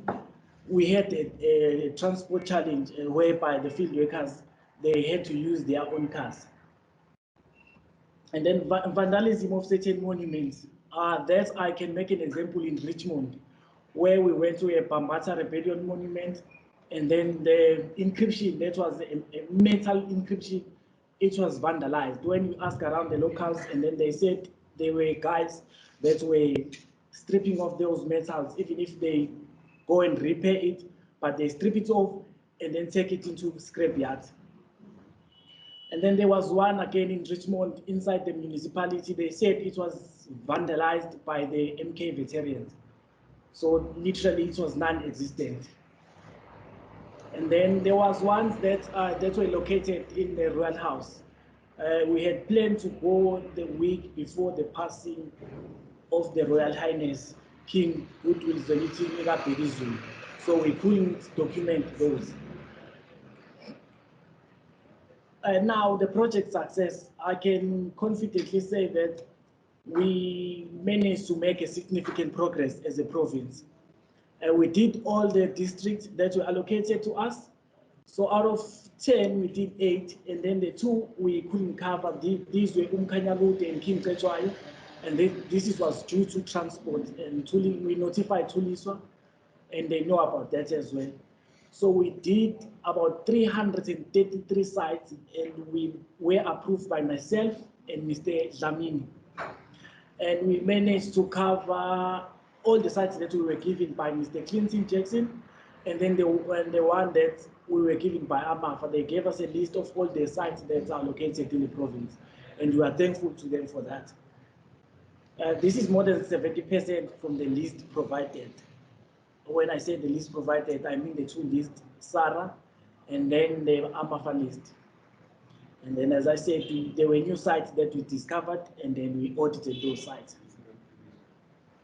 And then I would like to share now the feedback from some of the beneficiaries. I'll just read out at least 2 or 3.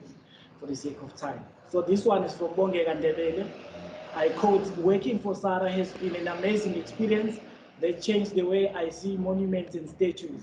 I never really paid attention to them before. For me, it was just things that are there for tourists, but doing the task that we were given has made me realize the historical importance of statues and monuments. I've learned a lot about the history of my small town, formerly known as Stenga, and now called Wadubut. The second beneficiary is Nosisa Zomo. I quote, working for SAHRA was a privilege as it has been such a great learning experience. Monuments, trees, river streams we see and pass on a daily basis prove that there is more to what meets the eye. This project gave me a new perspective, insight on life in general. It instilled the need to know and to question everything. Furthermore, to pay attention to every detail and to process information thoroughly. And then I'll just go on the last one. Wiseman Zungana, the last one. I quote, it was an interesting project with so many things to learn, and not just the work itself, but about our history as a country. There were a lot of challenges, especially with regard to accessing the sites. In some of the sites, it was difficult to gain access, while others, I couldn't find them at all. But all in all, it was a good experience for me, and I wouldn't mind to do it again should the opportunity come again. To conclude, I would like to thank the Office of the President, National Department of Sports, Arts and Culture, SAHRA, more importantly, for giving us such an opportunity. For myself, I would like to thank SAHRA again as an aspiring historian that it was worthwhile doing this project, and I'll always avail myself should an opportunity arise again. I thank you.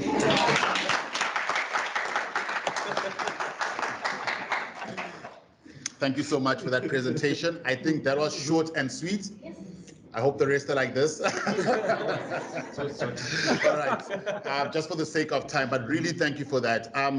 The one thing that I've just picked up is that there's a massive spin-off benefit from this project, CEO, which is that we have now also done our conditional assessments of these memorials and statues.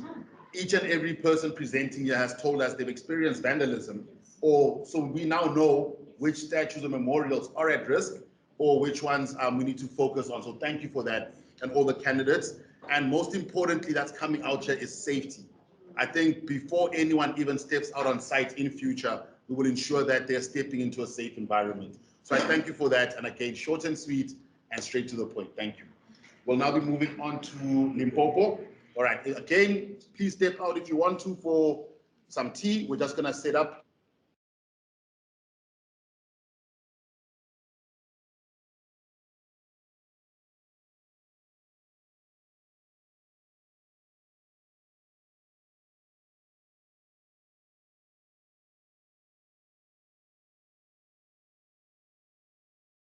Joined by Murupane, who will be presenting on behalf of Limpopo Province. Thank you. Okay, thank you, Program Director. Good morning to Chairperson, CEO, coordinators, administrators, and all other supporting staff, department representative from national, provincial, and local. On behalf of Limpopo Province,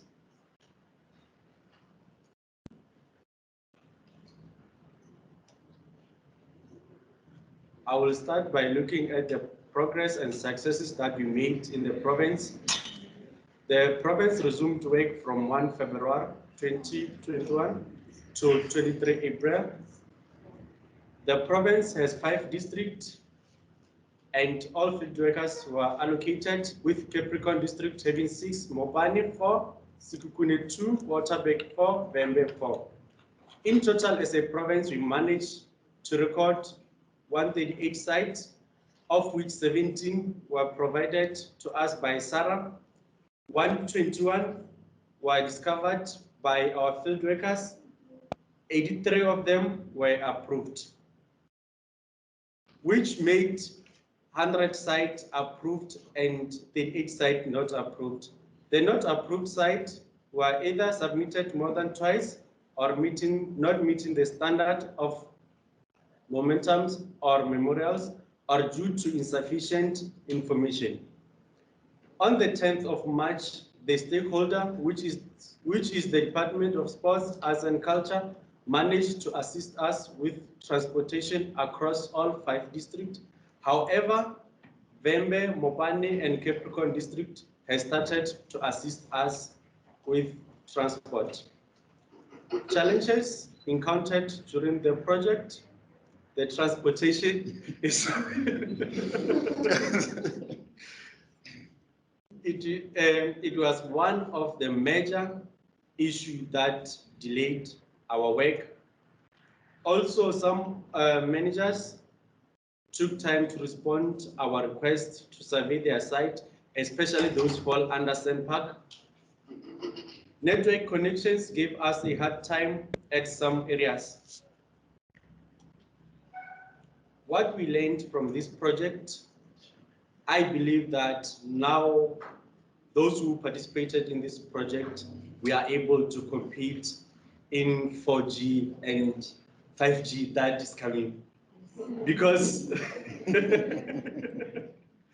the work that our field workers done and myself and our administrator, we were collecting data using technological equipment.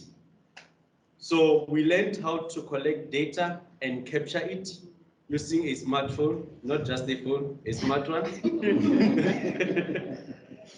Teamwork. We learned interpersonal skills with each other. Investigative skills. We were able to discover about 83 sites that were investigated by our field workers. Time management, which is important, especially with the time frame that we were given. Data analysis. As a coordinator, I was able to gain a skill of analyzing data, because on the tool is where all field workers submitted their record. Then I have to go through each submission and analyze. Critical thinking. As a field worker, you have to be critical and also be able to solve problems. Digital literacy is what we learned. So recommendations. As a province, we recommend that SAHRA should have offices across all 9 provinces. We recommend that SAHRA's communication should be improved, because you find out that some officials, they still don't understand the mandate of the organization. Then you have to explain to them. After explaining to them, you have to ask them how to restructure a letter that will assist your field worker to go to the field, which was time consuming.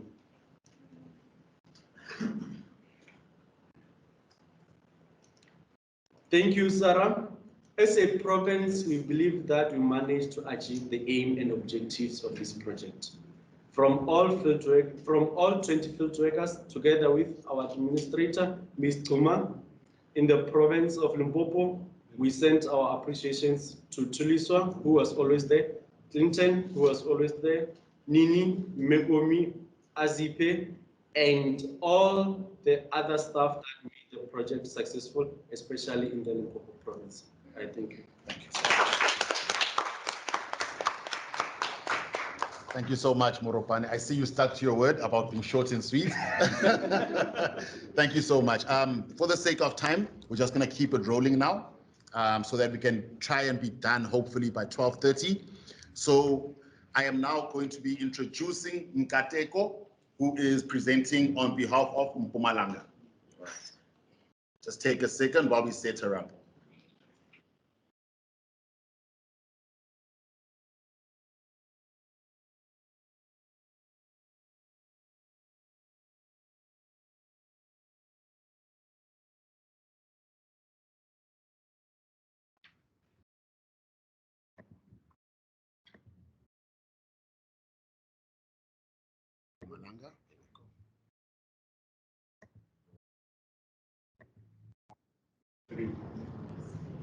All right, I'm now handing over to Nkateku, representing Mpumalanga province. Hello, everyone. I'd like to first greet the officials from the Department of Sports, Arts and Culture. I'd also like to greet the Council of the Chairperson for SAHRA, Mr. Mkoyane. I'd also like to greet the CEO of SAHRA, Advocate Marcus. I'd also like to greet our fellow coordinators and all the other management of SAHRA. I'd also like to greet everyone at home, the stakeholders that we've been working with, and also our team members who are at home. So we'll start with our presentation. So Mpumalanga has 3 districts. We have Enhlanzeni, Gertsibande, and Kangala districts. And in Enhlanzeni, I worked with a team of field surveyors. I'd like to call them all by name. I'll just go through them fast. We were working with Sindile, Celine, George, Senzo, Treji, Sipesihle, Sebenzile, Iris, Zinhle, Temba, Tapelo, and Evans. I'll just go to the next district. We also worked with Rachel and Vusi from Gertsibande. And in Kangala, we were working with Tumelo, Johannes, Bongile, Kosnati, Happy, Zinhle, Bongi, Spearman, Musawenkosi, and Zanele. And the reason I just went through all their names is because they played a very pivotal role in making this project a success. They took their time in ensuring that they submit quality work. So the next presentation, we have a distribution of where our field surveyors were. So you'll see that in Enhlanzeni, there was field surveys in Enhlanzeni as well as Kangala and Gertsibande. So we had very few field surveyors from Gertsibande. We had difficulty in recruiting field surveyors from that side, but the majority of field surveyors were in Enhlanzeni and Kangala, as you can see. I move on to the next presentation, which were baseline sites that SAHRA provided to us. So in Enhlanzeni, we were provided with 7 sites, Gertsibande 4 sites, in Kangala 11 sites, so a total of 22 baseline sites, which we also would like to successfully. Would like to thank Mr. Muduga, our stakeholder in Mpumalanga, who ensured that he assisted us in all means that he could in terms of our field surveys going onto sites and recording data. I'd also like now to move on to the statistics for Mpumalanga. So Mkangala completed 11 baseline sites and 7 other sites. So these other sites are sites that we initiated and started looking for. In Enhlanzeni, we completed 7 baseline sites and 14 other sites. In Gertsibande, we completed 4 baseline sites and two new sites that we then recorded. In total, we had 45 sites that we recorded, above the 22 baseline sites that SAHRA had provided us. And in terms of percentages of the recorded data, 40% of the data was recorded in Kangala, 13% of the data was collected in Gertsibande, and 47% of the data was collected in Enhlanzeni. So the geographic coverage of where we recorded sites, so this is just the national map of where the heat indications were of data recorded. And this is a zoom in on Mpumalanga. So you can see that we have a lot of heat indications in Mpumalanga. So we ensured that we try to cover as much of Mpumalanga as we can. So if you compare the national and the provincial map, you will see that we contributed a lot to the holistic project. Move on to, so these are pictures of our teams when they were at the sites. Sorry, I'll just move back and just call them by names of the pictures that we have there. Sorry. So the first picture, we've got Spielman, and we've also got Happy in the picture. The second one, we've got Iris, we've got Sipesihle, we've got Sebenzile there. And it's just a few pictures. We've got Celine and Sindile in those pictures in that frame. So this is the team in Kangala, and this is the team in Komazi. So before I Thank you. We should have Tumelo Perane, who is one of our field surveyors. He should be in the audience. So may I ask him to also give a short experience of what he understood and how the project contributed to his, how he viewed the project. So then, Tumelo, where are you? Hi, Tumelo, are you with us? Yes, I'm here. Please go ahead, sir. All right. Thank you very much for the opportunity, Ngateko and everyone else. So I would like to first greet everyone who is present here, all the officials from national down to the field surveyors. So yeah, I'm just going to be brief with my experience as being part of this wonderful project. So I hope I am audible. Can you hear me? Yes, we can hear you loud and clear. All right, thank you. So yeah, the experience that I got from this project, I can say is one that I'm actually praying to get again, because I heard someone said they are hoping that I heard someone saying that they are hoping that an opportunity of this nature can present itself again. So on my side, I am praying that it comes, because working under SAHRA is one of the greatest things that ever happened to me, especially that I am just a graduate, a recent graduate. So it provided me with experience and exposure, and also it introduced me to the rich history of our country, which is something that I'm grateful for. And also, one of the things that I encountered during this project was we were once lost. We were looking for a site, and then we were lost, and then the direction of the GPS led us to a school. So when we got to that school, it was a white school. So I experienced racism, something that I always heard people talking about. So when we got there, we were asking for direction, and then I wanted to ease myself. So I asked the person who was the administrator of the school to show me where the bathroom is. So she told me right in my face that she didn't know where the bathroom was. So I was like, okay, so this is the racism that they were talking about all along. So yeah, I thank SAHRA for exposing me to that.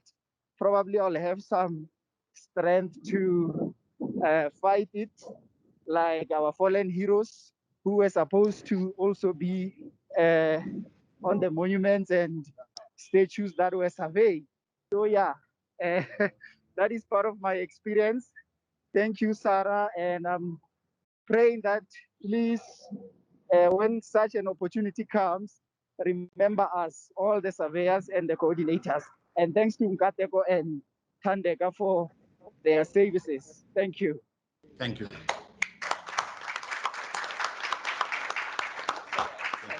Thank you, Tumelo. I'm going to hand back over to Nkateko. Okay, thank you so much, Tumelo. So we have one last field surveyor who will also provide us with their experience. So George, if you are also in the audience, maybe also have George, very briefly. George, please join us. Short and sweet. Thank you. Good morning, Kata. Can you guys hear me there?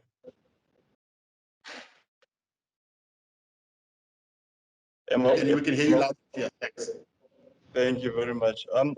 Good morning to leadership there. I cannot call you one by one. Also my coordinators, everyone present in this platform, all protocol observed. You know, I've been wanting to say that for a very long time. Thank you for this platform. Thank you. I'm just going to go straight to the point. With my experience, I'm in this project. It has been a great journey, I think, for all of us, especially in this Mpumalanga. I'm based in Eslanzeni region, which is one of the regions in this province. There are three, as Tandegas already alluded. I've experienced a quite a great interest and even the knowledge that I've gained in this project is actually huge. As I'm a graduate under heritage and museums, heritage and cultural tourism. I found this particular project very familiar to me because I've dealt with such issues before in my academics. So it is up to SAHRA now that we have done with this project. It's in their hands now to say what is it that we need to do moving forward. Because okay, we have captured the statues and memorials and so forth. But what then? What's the next thing? You know, I think in my opinion, we need to use this to change our heritage landscape, not just in the province, but the nation as a whole. You know, because we're dealing with other issues. I had my colleagues mention the issue of racism and so forth and so forth. I think we need to address such issues and use our local heritage to make a change and to address such kind of issues. Also, in conclusion, I would like to thank my coordinators together with our admin personnel, you know, and also a great appreciation to Mr. Muduka, Benjamin Muduka, who is the main coordinator in the province under Mpumalanga Provincial Heritage Resources Authority for his contribution in this project, particularly when it comes to the issues that we experience as a challenge. For example, transport and access to the sites. Chairperson, I would like to go further, but then I would like to stop there. You know, in my language, they say, so thank you for the opportunity. Thank you very much. Thank you so much. Thank you so much, Nkateko and team. Tumelo, please don't thank us for racism. We didn't want to expose you to racism, but we understand the experience, and as we say, this is the reality of South Africa. And George, I hope you remember the first time I got to say, all protocol observed. It's a special moment. And for Clinton Jackson, if you saw those heat maps that were presented by Nkateko, I think you're worried about your job too. So well done, guys. Brilliant presentation. Thank you. All right, we now have Western Cape. All right, just give us a second as we set up. All right, we're now joined by Siamtanda, who will be presenting the experiences of the field workers and the coordinators from the Western Cape.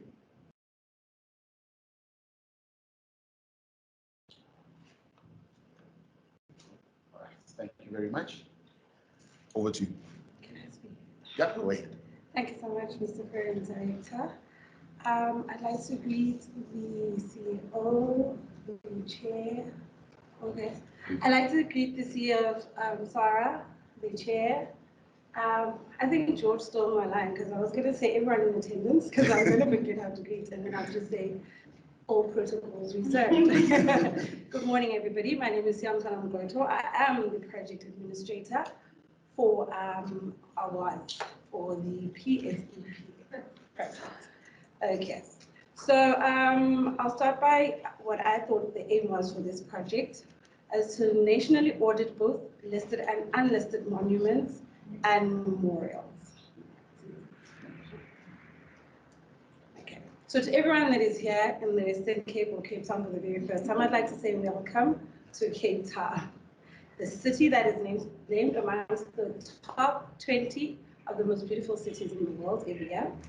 The city that holds two of our country's 7 wonders, namely Cape Point and Table Mountain, where the oldest monumental building in South Africa can be found, the Castle of Good Hope, and some may even argue we live in a country of its own. Come on. Okay, so this project created employment opportunities to youth from different walks of life. So because heritage is an integral part of who we are as South Africa, the PESP did not just focus on the cities. By that I mean, most projects like this will mainly focus on the main cities. They do not look into the rural areas like Boma Worcester, Boma, like the outskirting areas. So it forgets those that too have a story to tell, a his story to tell. There's a story there. Okay, just to calm myself down. So my dad, as learned as he is and as very educated as he is, had a history teacher. I think it was in grade like standard 9 back in the day, or whatever it was. And he used to always say when he spoke of history, his story. And my dad always says, I always wondered why not her story. And then he made them think that this was where history came from, but it's not. He later learned that it was actually derived from a Greek word, I don't know what word, I won't lie. So that's a very funny story for me. So every time I refer to history, his story. Okay, so when this project started, I had no idea like what the difference was between a historical building, a monument, a statue, or a memorial. So now I can distinguish between the four. So thank you, Sarah. Thank you. So the beginning. So we started relatively late, rather late than all the other provinces, because our work material took what, for me, seemed like forever, because we were in January reading, like, knew we were going to work, we were employed, and we only started in February. So I thought that wouldn't hold us back, because I'm a very optimistic person. Well, will I ever speak for myself and say my confidence took a big knock when I attended the first coordinators meeting. Wow, I felt stupid. I didn't know nothing. There were people like Ngate and Kumo, and just to name a few, they were like there in that meeting, talking the whole time. And I'm like, what am I even doing here? I was not even a coordinator, just by the way. So I was so confused. I was so lost.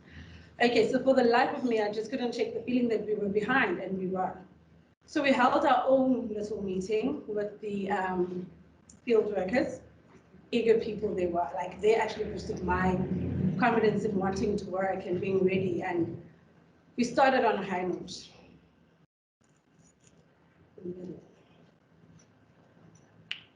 So the welcome pack included a list of base sites, a spreadsheet with the base sites. There were 50 of them. Okay. So just to show how eager the team was, in that 50, I think we covered it within a week. By the second, because the first week, especially the ones in Cape Town areas, you would say, okay, go to this place and that place, because Clinton had spoken about not covering the same places or having people going to the same base sites. And you'd like tell them, okay, Ngozi, go here, she's here. And she'd go to all three that she knew were within the same area, and she goes in. And they were all there, and they were covering the same thing. So that was one of like the things that made us finish the first sites that were on there. Then came the challenges, because now we hadn't done any planning of how we're gonna go forth from this. So now they finished all 50. We don't know what these people are gonna do. I had no idea, I won't lie.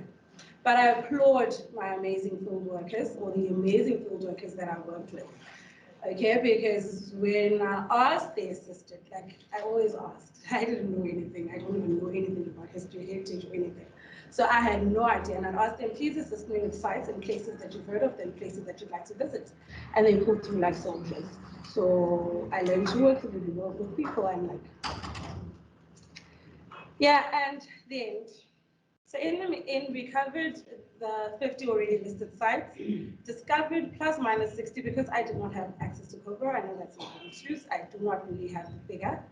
But in total, we recorded 100 plus monuments and memorials, as well as documented those unknown to SAHRA and adding them to SAHRA's. So I would like to thank SAHRA for such a great learning experience and affording me a paycheck in the difficult times. So now that I know, so because I didn't know anything, and it was such a shamble, I quoted my favorite lady, now that I know better, I will do better. And that is Oprah Winfrey. Next is words from my field workers. I asked, and I got two. So I'd like to just read the two that I got. So I would like to first thank SAHRA for the opportunity they've given to me. I have gained a lot of experience in dealing with different kinds of people. Some were very generous and willing to help us when we requested information that was needed. Now I know most of the monuments and murals that are in my area and their history. This was a great experience. Also having a good partner and an amazing coordinator who was willing to assist and can work with people. I appreciate all effort. That was Nokolo Masola from Worcester. One came in this morning on WhatsApp.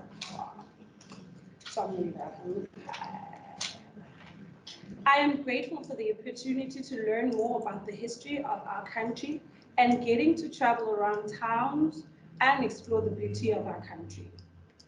I learned a lot on the project. It taught me a lot about working online, documenting and research to help in completion of the job. Communication played a huge role in working with the team. I guess there are also challenges that they face. Challenges she faced is that in some places they couldn't access. They couldn't access to do the jobs that they were sent out to do. We couldn't do all jobs as planned due to lack and delay of transport. Using one phone for a big area like Garden Route is a delay in the process as well. The victories is we managed to cover the monuments and memorials as required. The change should this project or project of this nature roll out, I asked.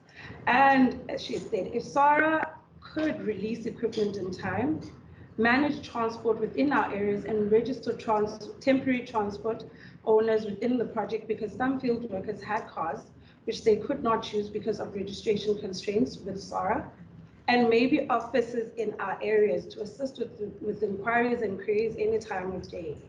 Thank you. Kind regards, Umasejo Malimo from George. Thank you so much. Thank you so much for that presentation.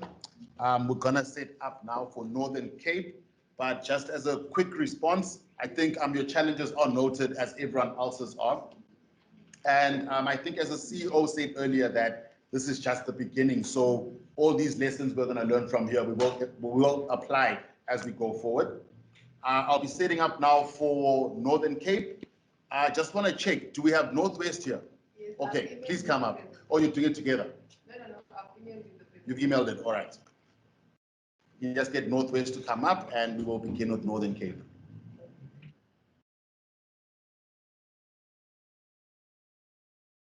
All right. All right, we will now be taking the presentation from Northern Cape that is being presented by Ms. Simone. All right, please take it away.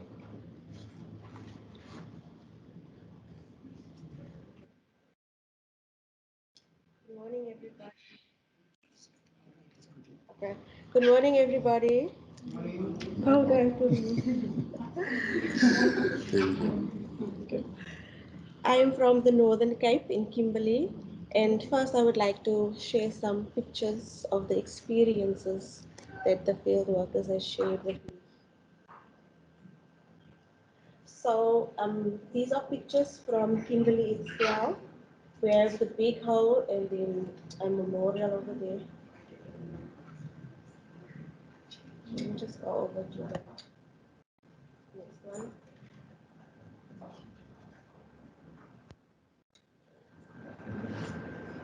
Right here, this is what I have collected from Togo. As we can see, that most of the memorials that were done were war memorials. We had plaques, we had commemorative, we had unknown, we had statues, memorial gardens, commemorative sculptures, commemorative monuments, plaques, named trees, and some of them were unknown, and one cemetery.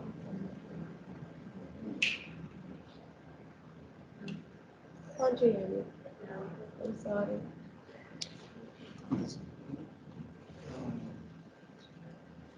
Here I also just have a pie chart to demonstrate the percentages of all the sites all together.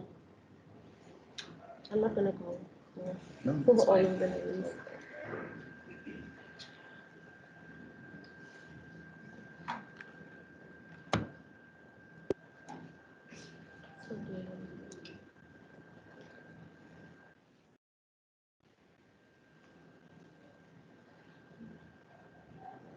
These are pictures from the district of Pixlekasem.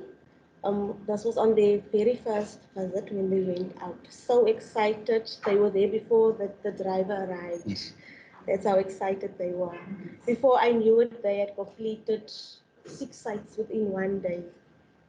Oh, they were so optimistic, and then we had a couple of letdowns, but always optimistic, ready to work. This is the team from Francis Park, that is Tapelo, at one of the sites that was not listed. This is Anele, he's from the Pixlekasem, taking a picture with one of the memorials as well.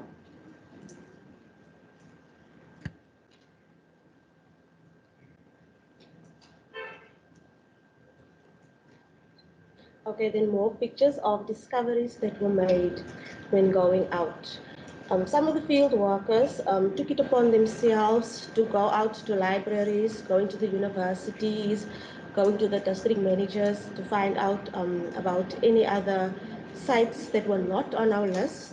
So on the days when everybody still had sites to do and they did not have sites to do, I urged them to always go out.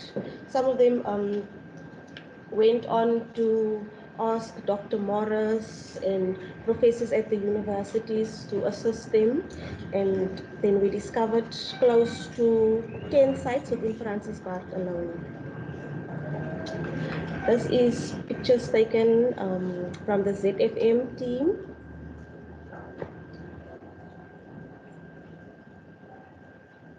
They traveled, they saw, they discovered, and they would like to say thank you to SAHRA.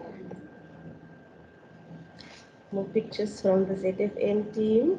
Siposetu, Shadeen, and Andipa.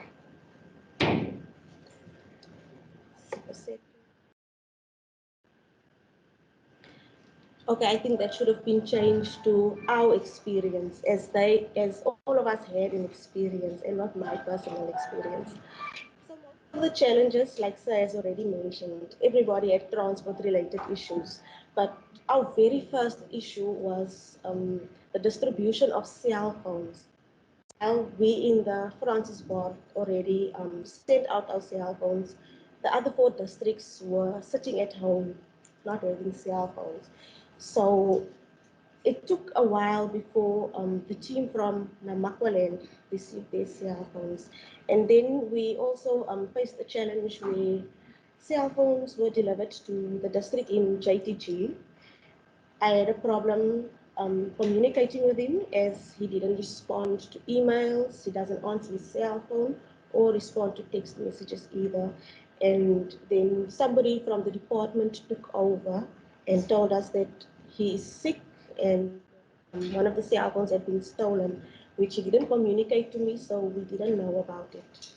So then all 5 workers from the JTG district had to work using one cell phone. So it was a very big challenge to have everybody going to one site, whereas they could cover more sites if there was more cell phones. So it was a huge issue. So what we learned, let me see, changed.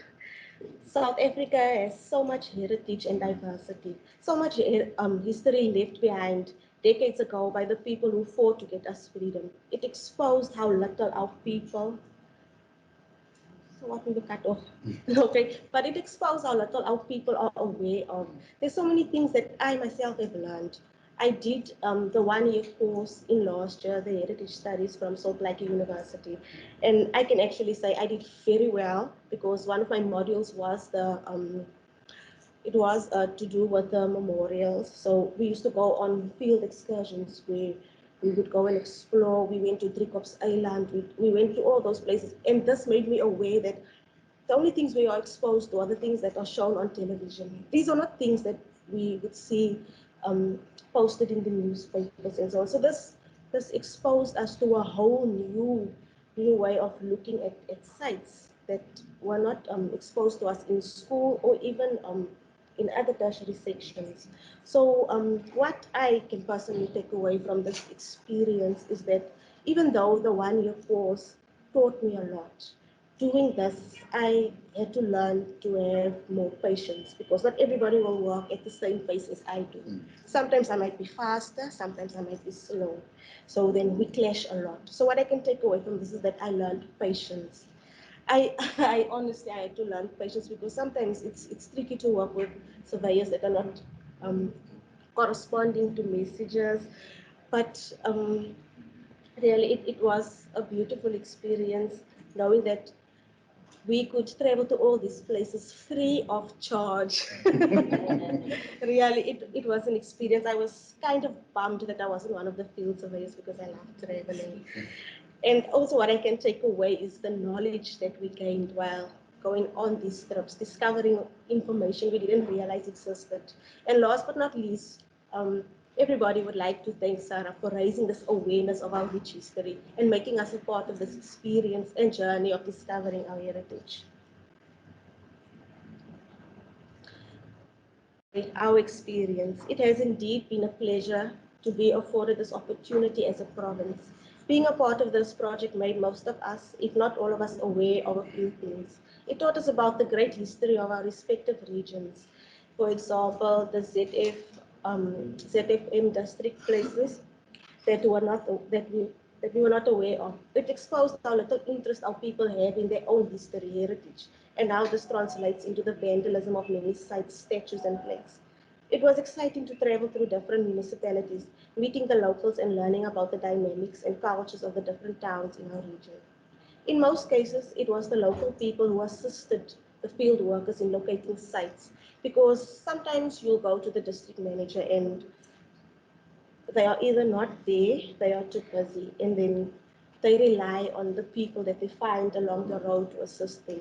And thank goodness we still have good people that are willing to help and assist. Then they would like to share some of their funny moments. Okay, this is Pumeza's doing. She said when Nandipa and Shadeen had, they had a struggle with the car twice, where they had to push the car to get going. I can't imagine pushing a car. I'm a lady. So they would like to request that SAHRA should send them 4x4 buckies so that they can drive through the thick sand and everything. The field workers from Pixley Kasem says the project was very exciting yet stressful. If only they knew how stressful it was for me. As some of the information that was so crucial was nowhere to be found in the right places, like in the libraries or in the municipality offices. An example, it was so interesting to hear the story of the municipality building of Marydale and the historic graveyard of British Great War, and an old man from the streets telling us, as he was reading the book and even demonstrating some of the events, that he claims that he was a little boy by then, but his father told him the story. I also wanted to share the story of Orania as well, where had trouble gaining access there. So, yeah. But it's a funny story because I have a lecturer at Salt Lake Municipality, Dr. Mpisi. He informed us that he had no trouble gaining access. So I don't want to say anything, but I don't want to say it's a racial thing or anything, but why does some people get access and others do not? So hopefully, if it's a race issue, then maybe SAHRA can send somebody that they feel is okay to go to enter there. But I just feel like we are all people. I don't feel anybody should be treated differently. Francis Bar district, on the other hand, discovered many sites that were undocumented and not well conserved. One of the field workers says she had lived in Berkeley West her whole life. This is Lucy Richards, and wasn't aware of some of the heritage sites except for those visited while in the university. The challenges are the monuments with metal plates or has any metal material. They get stolen, vandalized, as they get stolen, the drug addicts, they sell it to get money. These things get vandalized, destroyed. So most of the time, we are struggling to gather enough information about the sites. Meanwhile, some were not available on websites. The John Taole district says the only challenge was at the beginning of the project when they couldn't use the app. The team says they were allocated with a very friendly driver that was very helpful to them. Is that it? Okay, and then my ending off is we would like to take the opportunity to thank SAHRA for the opportunity. It has truly been an invaluable experience. I would also like to say thank you to all the employees, permanent or not, especially Ma'am Tuliswa, Mr. Mikael, Ms. Nini, and IT, Mr. Peterson, who were all there whenever we needed them to assist with anything. It wasn't always easy, but we have to admit that the team that was put together, we could always depend on them for anything. Whether it was transportation issues, connectivity, data, having access to sites. And then I would also like to thank my administrator, Pumeza, and the team from the Northern Cape. Thank you for all your assistance.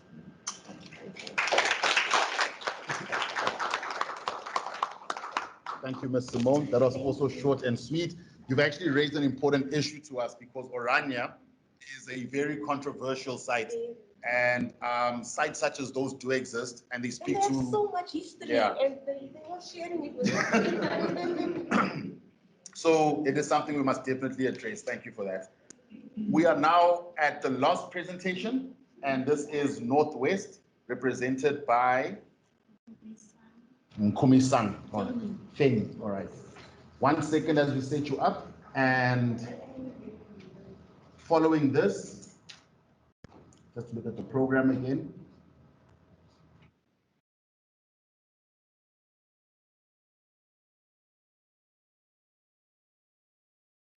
With a vote of thanks from my SAHRA chairperson, Mr. Serokwane, who is here with us today. All right.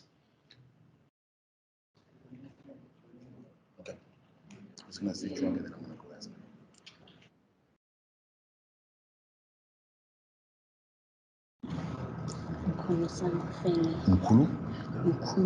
Nkumisang, okay.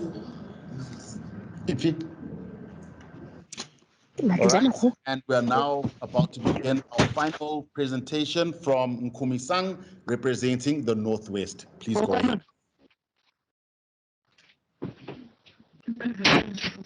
Thank you. I take this opportunity to extend my heartfelt thanks to the presidential team, to SAHRA, to our incredible provincial contact person, Dr. Msiane, to my colleagues, especially my wonderful admin, to my very supportive and active field surveyors, all protocol observed, maybe I should say. I do not know if this is a coincidence or whether it was planned that I'm going to present last because, well, Northwest is famous, hey? Northwest is famous. So just to begin our presentation, I will take you through introduction, a survey template. I will give you some results, demographic results. I will give you a feedback on the emotional experiences of our surveyors, myself, and my administrator. I will give you what we have learned from the project. I will also tell you what were our challenges and what are the opportunities that we all identified during our tenure. And finally, I will then go to the acknowledgements.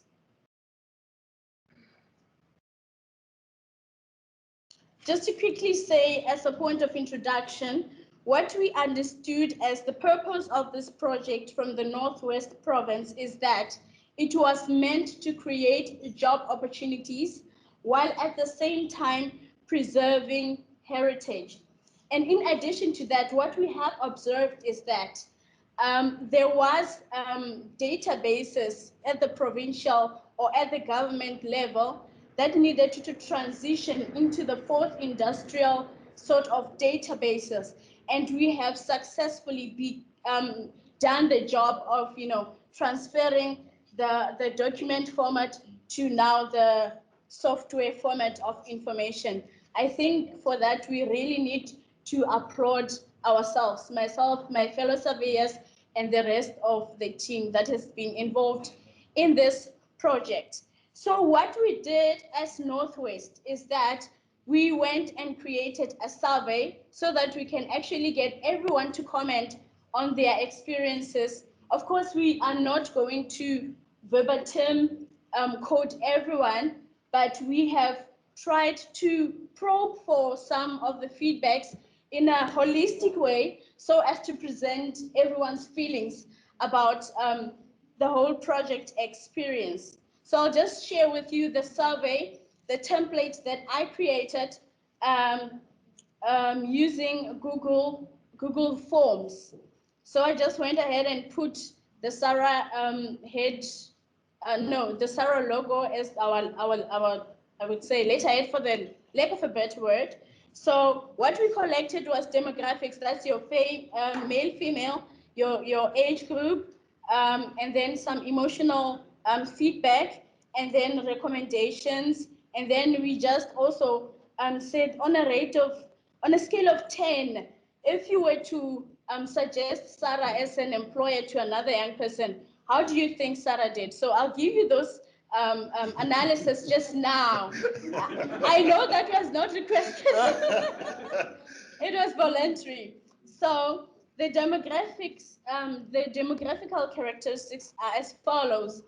A majority of our people in the Northwest were males. As you can see that we had only 19 responses out of 22 surveyors. So it's still very much 80% of the feedback that we got from our team. So it is still very much true. So there were more males than females in our project.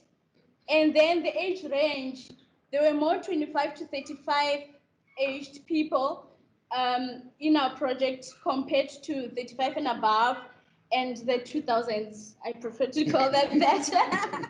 So I'll just give you my analysis of those. Out of the 22 surveys, only 19 took part. So the report is actually representing 86% of the feedback.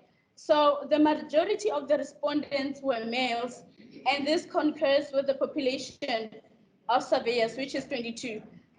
The majority age group of surveyors ranges between 25 and 35.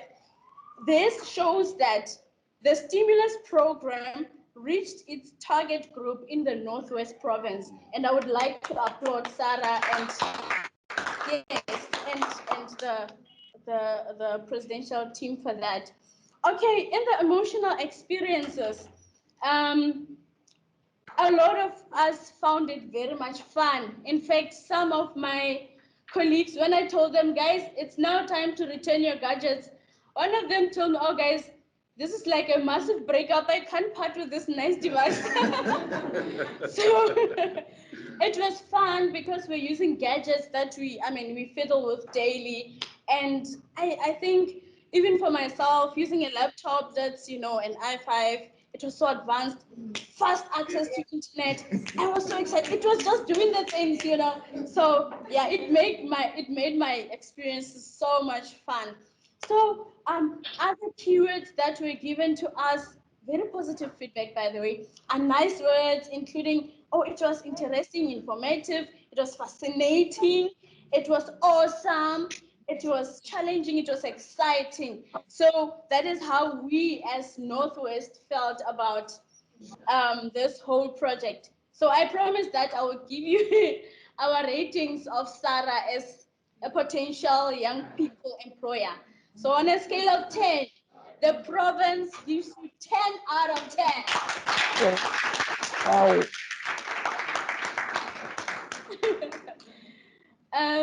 So I'll just share some of the verbatim evidences. This is now the surveyors telling me how they felt about the project. For the purpose of ethical issues, I'm not mentioning their names. Just going to say surveyor 1, surveyor 2, surveyor 3. So the first one says, the program has taught me a lot. If there was another opportunity like this from SAHRA, I wouldn't hesitate to be part of them. It has high reputation and it provides excellent training. Surveyor 2 says, the extension of the program will be a tremendous help in future. And he believes that a lot is yet to be discovered, and that it was beneficial to everyone who participated in the project. And the third surveyor says, I just want to thank SAHRA for this good opportunity.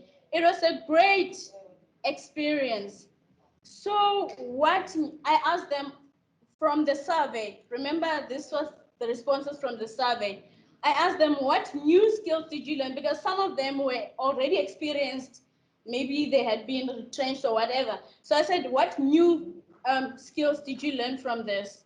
So they took long to respond to this, but eventually they did. So they said, we learned people skills. You know, we were different temperaments. We never met, first of all. We are meeting on Teams, and you have to say, Homoto, can you tell us, are you guys able, did you get your devices? You have to probe them. You have to interact with them, sometimes force them to interact with you. Sometimes you have to force them to stop interacting with you because, you know. So, across all ranges, ourselves as the office team, we had to learn how to speak to, communicate to the SAHRA officials, to our bosses, to Liswale, Asipe, and then we're like a sandwich between Tulisa and Asipe and the surveyors, and they are constantly pushing us and pushing us. So, Osham, we had to be strong. And yeah, a lot of us really learned a lot more on emotional intelligence. We were forced to do teamwork. We learned networking skills, how to find information using different people and sources. And we learned research skills. As I said, I just created a survey. I've now learned that I can actually do my PhD virtually. Wow. Because of the Kobo app, okay? Yes, the Kobo app gave me all of that. I at once, I extracted it into an Excel sheet, and I did those graphs. I did for some of my colleagues. Faith, who was presenting here, I did for her the graphs. Yes, and I love to share. I love to share my skills with others so that we all, get excited about it. So I would extract information, and now I know that I can do my PhD sitting on a table like this and get it sharp. Okay, so we also learned report writing skills. So Sarah said to us, coordinators must write report, and then I said to Homoto, let's make them write the report, and then we'll extract their reports, and then we'll write our reports. So because I literally did this because I knew that when they leave SAHRA, they will need to say what have they learned from their past experience. They need to add to their skill set. So it was both a learning curve for us and for them as well. So they learned primary data collection. I'm a researcher. My background is research. So they learned primary data collection, and I learned how to create data collection tools. And I tested, and now I have even used it to collect this information as we speak. Yes, so I am very excited about this opportunity. And so we also learned to enhance our communication skills. So we also had challenges and opportunities. Well, the challenges are, I think, general to everyone. And the opportunities that were cited include that I think one of my colleagues mentioned that we would like for SAHRA to consider documenting some of this knowledge. And of course, we want to be involved in the documentation. We'd be famous as well. So, so it would be a very nice, initiative to have a documentary to expose such knowledge. Another one says, the project has given me opportunity to see our rich South African heritage. I could not agree more to this. I didn't know so much about Northwest than I know right now. And it has even influenced my own, view on the historiography of South Africa from an indigenous knowledge systems perspective. I can say we have learned so much from the project. And then I'll go straight to our acknowledgements. We wish to express our sincere gratitude to the PRHA office. Ntate Musiane, we wish to thank you, sir, for reliable support, guidance, distribution and delivery of the equipment. You know, guys, he actually just did it in a blink. We asked him, please distribute, one day, done. And then we asked him, please, we need to collect, one day, it's done. So it was an amazing experience to work with him. He was very instrumental also in providing the basic information that we needed to collect, to like the sites that most of the sites that we went to survey, he actually gave us the baseline information. And I would also just like to acknowledge my colleagues. They did a lot of research, and particularly the team in Dr. KK, they influenced positive working attitude to the rest of the team. And we owe a token of thanks to SAHRA for the opportunity to develop our skills and improve our work experiences. SAHRA demands the highest standard of work. You know, Tuliso would be like, Nkumi Senga, you sent me a document you did not proofread. I'm like, for one spelling error, Tuliso is persecuting me. So, like, I had to be on my toes. Every Friday, I'm like, Komata, please read for me. I don't want to have problems. So we couldn't have grown really in this way without this experience. And we really like to extend many thanks to Mr. Jackson for patient guidance and support throughout our tenure. Our heartfelt thanks is also extended to the presidential team for the opportunity to earn a livelihood. Yo, guys, COVID has made the things to happen. It has been hard. Prices have been hiking, no employment, no bursaries, and you're hungry. And so, honestly, the presidency would really, really like to applaud you and thank you so, so much. And it was a fun working experience. Like I said, we use gadgets and we travel a lot, and we call each other on the laptop a lot. So that was very nice. We also learned how to use Teams, by the way. Most of us were not previously exposed to Teams and stuff. And well, some of us were not very comfortable with using email. I think most of us now are pros. We have been encouraged by this experience. And indeed, we have seen that the fourth industrial revolution is now a reality, and we embrace it with so much thanks. That will be all from the mighty Northwest. Thank you. Thank you. Thank you so much. The Northwest is mighty indeed. And don't worry, we also learned Teams last year, all of us here. What's shocking to me, though, is that each and every person presenting here experienced racism, which was not something I expected from this project, but something we will definitely have to discuss. Overall, your presentation was fantastic, and thank you for taking the initiative of creating your own survey using those tools. It shows us that we've added value to your life. Thank you so much. Colleagues, this concludes all the presentations. I think for the last time, let's give them a mighty big round of applause. I'm gonna be naughty now because Komi is not here. As you all know, she was meant to be here today. I'm just gonna invite her into the meeting quickly. Komi, you have seen your children.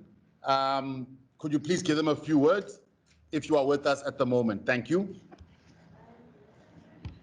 Ben, I know you're running out of time, so hello everyone, and thank you so much. What a reward.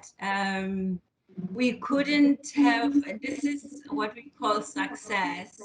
We showed you where the end line was, and as it was said at the beginning, you made it happen.